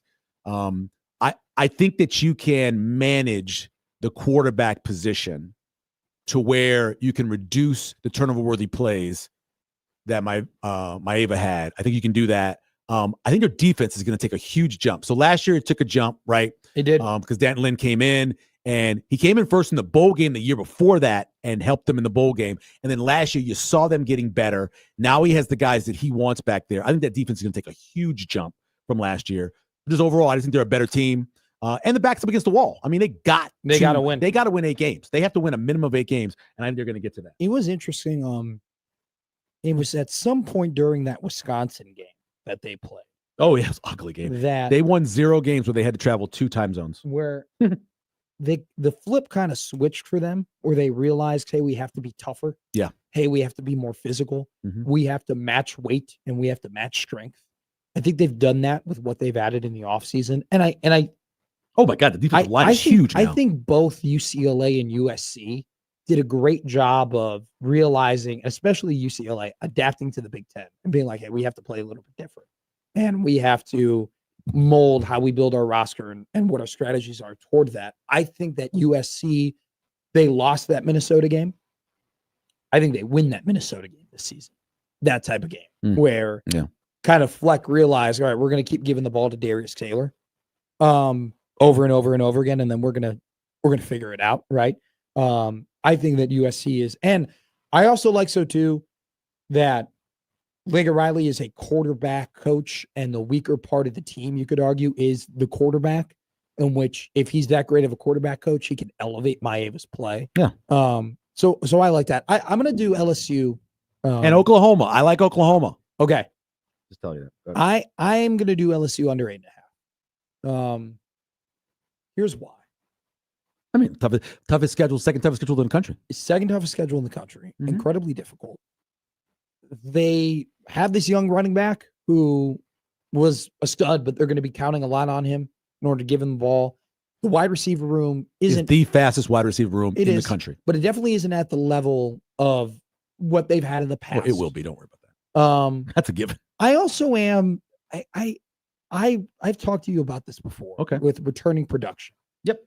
I don't believe in returning starters. Returning starters is BS. Okay, because I can return 14 starters, but if I was a 4-8 team, it doesn't matter. Oh yeah. Okay. Yeah. It's Purdue how thing, much were you a good team last year, and how much of the guys who made you a good team are coming back.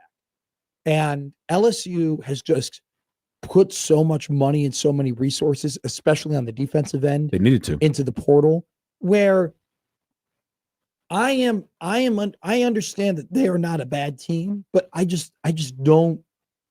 There's very much a good possibility that these guys come in and they are just players and they're not a team, that they are just parts and they're not whole. And I think that you've They can seen fall that. apart. They Ole Miss, they got a little shaky at times because they had a lot of portal guys. Texas A&M has been the poster child of, hey, we have all this talent, but we're not a team. Mhm. And so when you tell me, hey, we're bringing in 11 new starters from the portal and we have the top class, that doesn't necessarily make me think, whoa, like that's great, like that's awesome. Yeah. Like that makes me think, okay, they got to figure it out and they got to play as a team together. And then they lost 4 offensive linemen.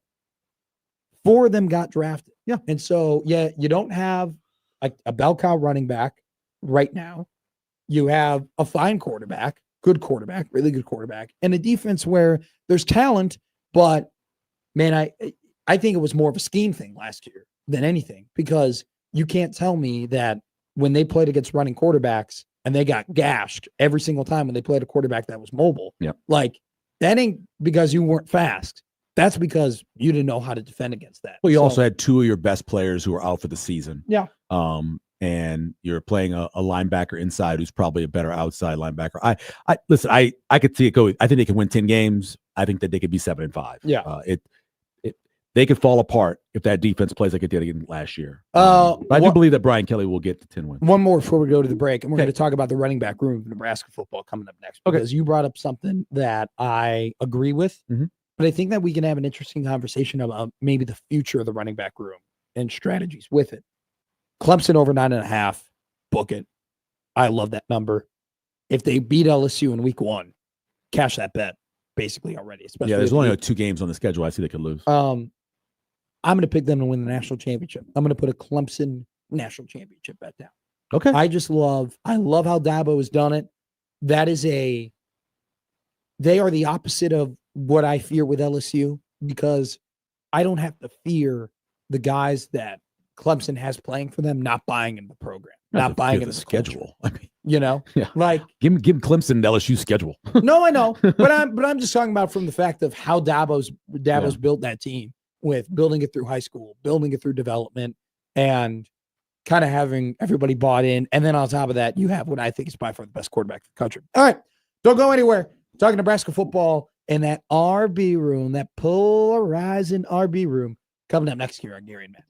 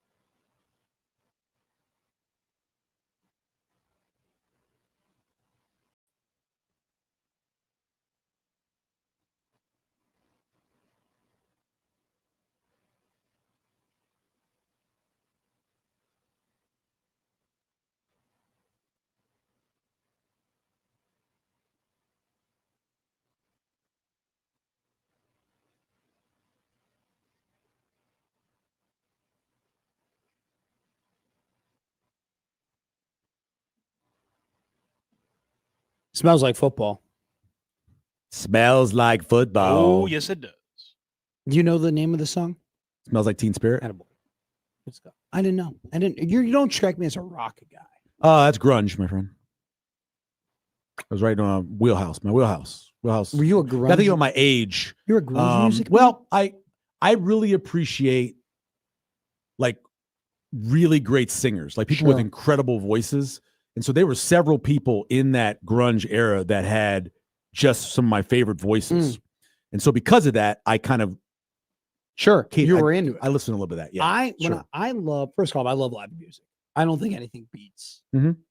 Like, if I go to a bar and there's live music out at a bar, I think my experience immediately Really? becomes 10 times better.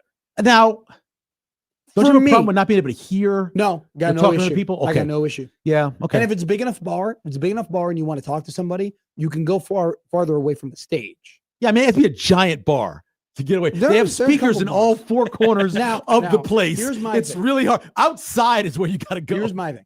I don't like live music at a restaurant. Oh, I can't do that. Like, I can't be having my New York strip steak with my mashed potatoes and you're singing about Ave Maria. you or should whatever. go Victoria. It's called Victrola. Yeah. It is in Philly. They have waiters and waitresses who are opera singers, Absolutely not. and it is Absolutely not. awesome. No. They come No, up they- there, like one or two of them. They get up and they sing the song, No. and it's God, no. incredible Get away from me. to watch live. Get away from me. It's Get away from me. incredible to Stop watch it. live. Stop it. That is And the then when worst they're thing not ever. doing it, you can do all your talking. and stuff. Sounds It's like my awesome. own personal hell. I want to eat So my good. food. I want to talk to people. I don't give a damn about what you're singing about or who it's for. I who's love San setting the mood Antonio, or but I hate ambiance. mariachi while I'm trying to eat. No. You can't talk. You can't You hear. can't hear anything. You can't hear over the mariachi's different than opera. I just like for me that trumpet tone kills me. because I am a barbarian. Eating is like, and we've eaten together. Yeah, yeah. When I eat, I lock it. Yeah, I don't yeah. talk a lot. You Like, are a barbarian. Your hair is messy. see, no. You always have at least one little loose I booger. know. You gotta tell me. you're- You've told me to trim my nose hairs. I multiple told times. you to do that. It's not hard. I have to get a nose hair trimmer though. You can and pull that's- them out with your fingers. See, that hurts. It You hurts. Wussy. They don't hurt that much. I've never really done it Spin- before. Can you spend $25 on something? I can. Go to I'll probably, unfortunately, not have to be unable to bet on a NASCAR race. that go weekend to if I a do it. men's beautician place. So like there's one over there in Exarban, and they will do the wax your nose hair thing. Yeah. It is glorious.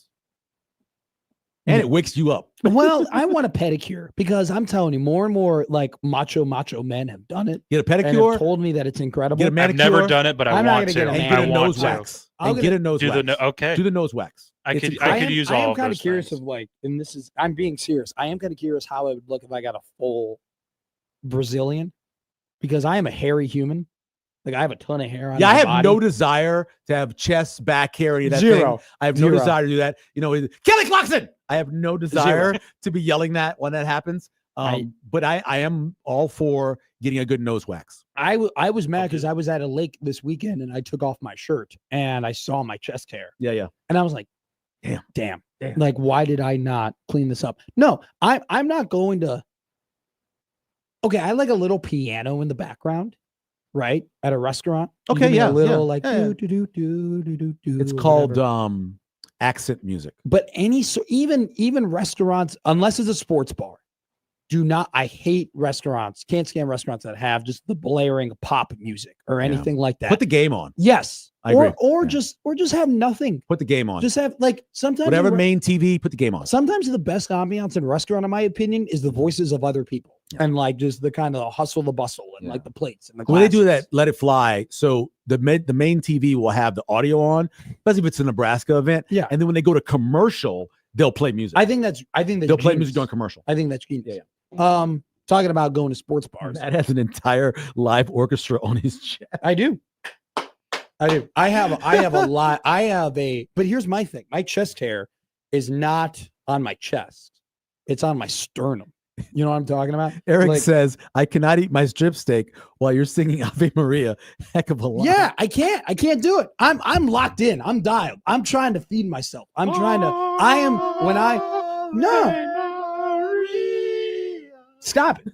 Stop. I can't. Like, I need to dial in, man. I'm hungry. I'm a hungry guy. I have no issue with people singing Ave Maria. Zero. It's a beautiful song. Hallelujah is one of my favorite songs. Someone I starts don't singing, he just puts his utensils down and walks out. I'm not If I- listening No. to this song. No. If they started going Amazing Grace while I'm Oh having my a God. nice gnocchi and gorgonzola, One of my favorite. I would be not like, to be- turn it off. not Turn to it be, off. Not to be political, but after the school shooting, when Obama stood up there and sang, and can't sing really well, but sang up Amazing Grace and had everybody else singing along with him, that was one of the most emotional moments. Especially if you've covered school Obama, shootings. wait, can in the past. Obama sing? No, not really. But he did it because it was an incredibly powerful moment coming out. I need to watch that now. He couldn't I've really been- sing, but I everybody started haven't- singing with him.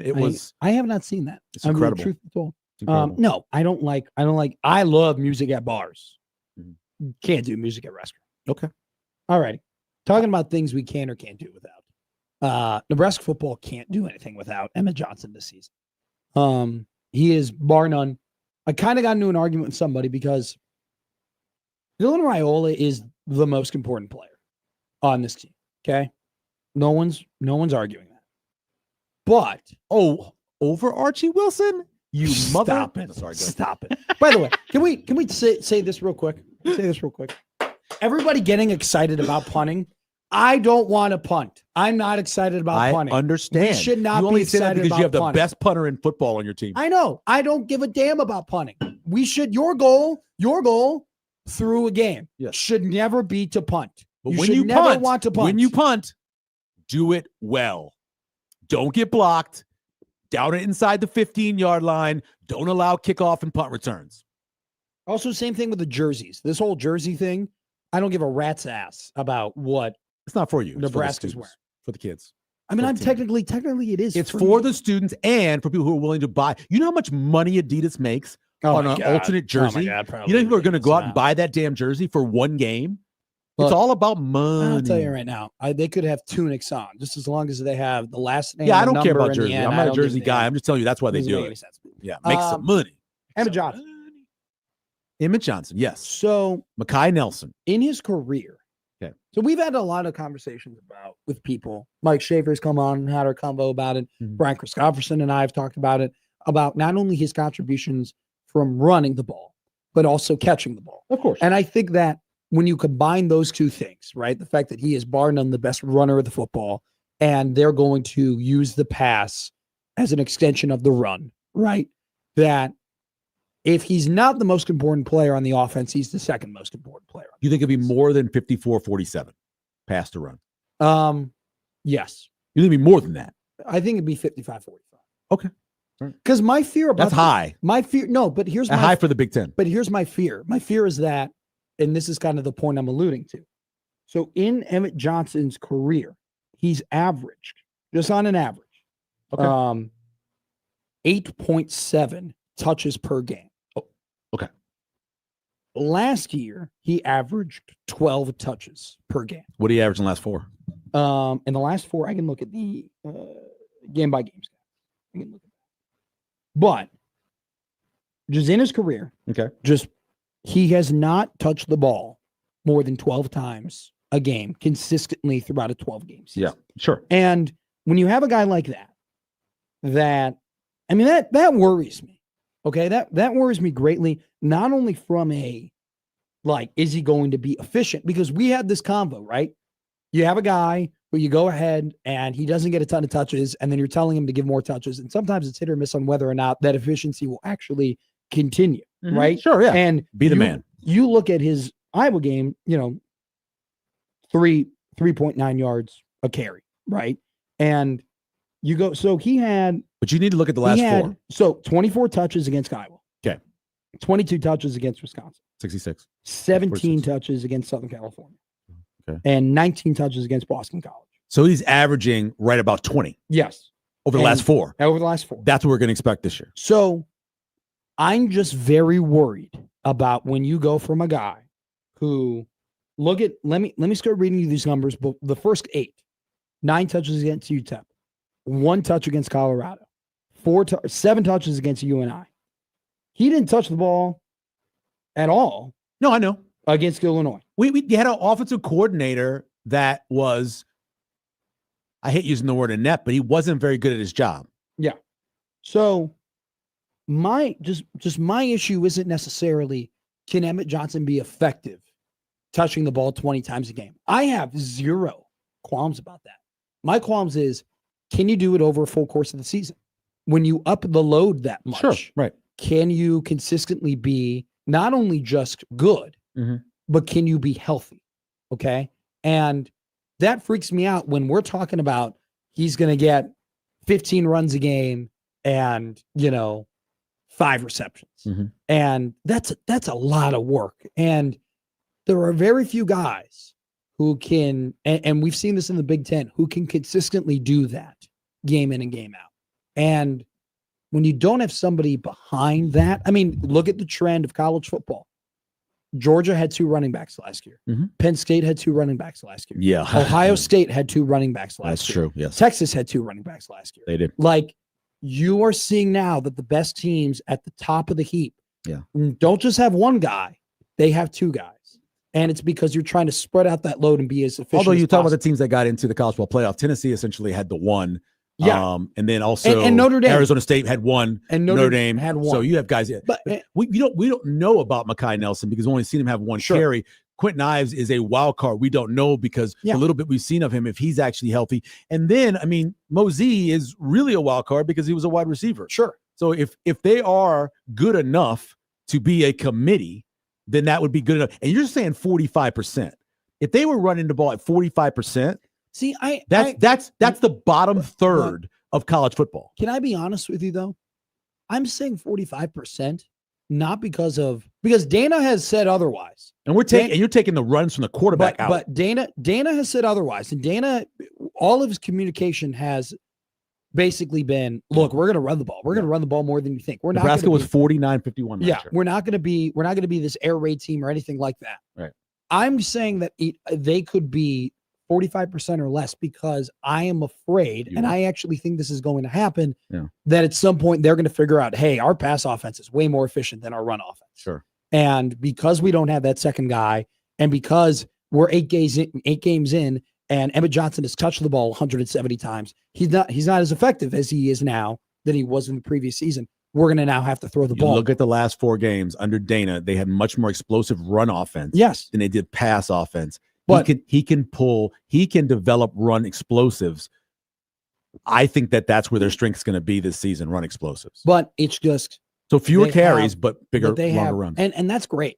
But I just worry when we talk about this and we talk about the run game and we just talk about Emmett in particularly, Mhm. because I believe in Emmett Johnson. I think he's a good running back.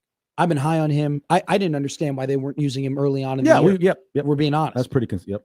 But that's a massive jump of when you go, and also too, it's 4 games. It's just 4 games. It's a third of the season. Nebraska football, with the talent that they have and the teams that are playing, are going to need Emmett Johnson to be at this top level for 12 games. Sure. And there is no real trusted drop off from, hey, Emmett's not having a good game today.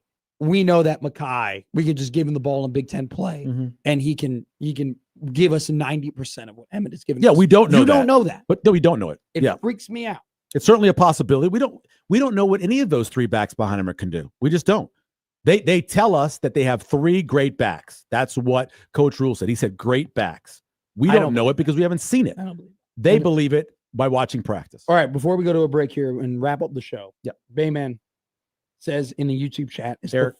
is the floor to ceiling wider for RB or DB? I think the floor to ceiling is much wider for running back. Oh, hell yeah. Because much the floor, wider. because of the floor. Is, Yeah, I the think the floor is floor through of the the DB ground. isn't very low. I think the floor is they're going to be good. Now, can they be for great? DB. Yeah, for DB. They're going to be good. I think They could be great. Running back could be below average. You just don't know. Emmett gets hurt. You don't know what the Yeah. offensive line is going to do in terms of run blocking. The floor for running back. That is something that we haven't talked about a lot. The push rate of the offensive line on run plays. Yeah. I don't know if you can fully trust that they are going to be. You're talking about the offensive stuff, right? Yeah. What they're doing. Okay. I don't know. How if you many could- runs will they have between lost yards 0 and 2 yards? How many will they have on that? I don't. Nebraska was better last year at that and then got really bad in the middle of the season. Yes. There were moments where you kind of got a little nervous I mean, look at the Ohio State game. And I know that was more of an Ohio State thing, but even some short yardage stuff in the Illinois game, you kind of were like, yeah. I do trust implicitly though that pass blocking is going to be pretty good. I really do trust that. Yeah, Now, I think it'd be better. It is left tackle concerns me a little. It is an interesting conversation though, that if you look back to Donovan Raiola and what he's done, that pass protection has always gotten better as the season has gone on. Yep. They've always improved, especially I like to think back to that stretch, Indiana Rutgers in 2022, where it just got better as the season kind of went on, especially after those two games. But you look at his stuff, and when he was the assistant coach at Chicago, that Bears team was awful at pass blocking, but they were awesome at run blocking. They got up and they got moving. We'll see how that looks in terms of the O-line, and we'll see it in the first game 10 days away when they take on the Cincinnati Bearcats. All right, we are getting to the end of the show here. We're going to wrap it up on the other side of the break. It's been fun. Could get more fun. We'll figure it out. Or it could not. Listen to Gary Mann on 6020.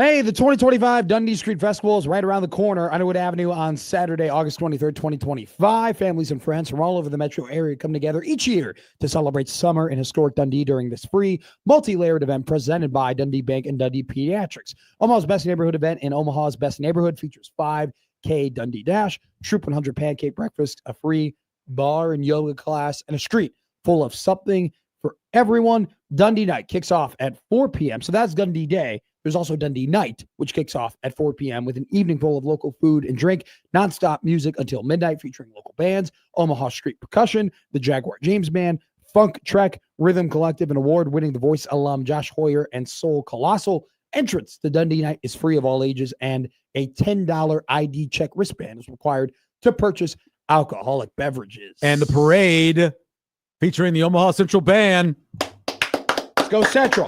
Let's go. Incredible. Young Logan Severe on the baritone. Can't wait. Nice. Mr. Michael Severe. Yes, sir. You are the president of the Jet Award Foundation. I am the executive director of the Jet I know Award you Foundation. hate me Yes, for I that. am in trust.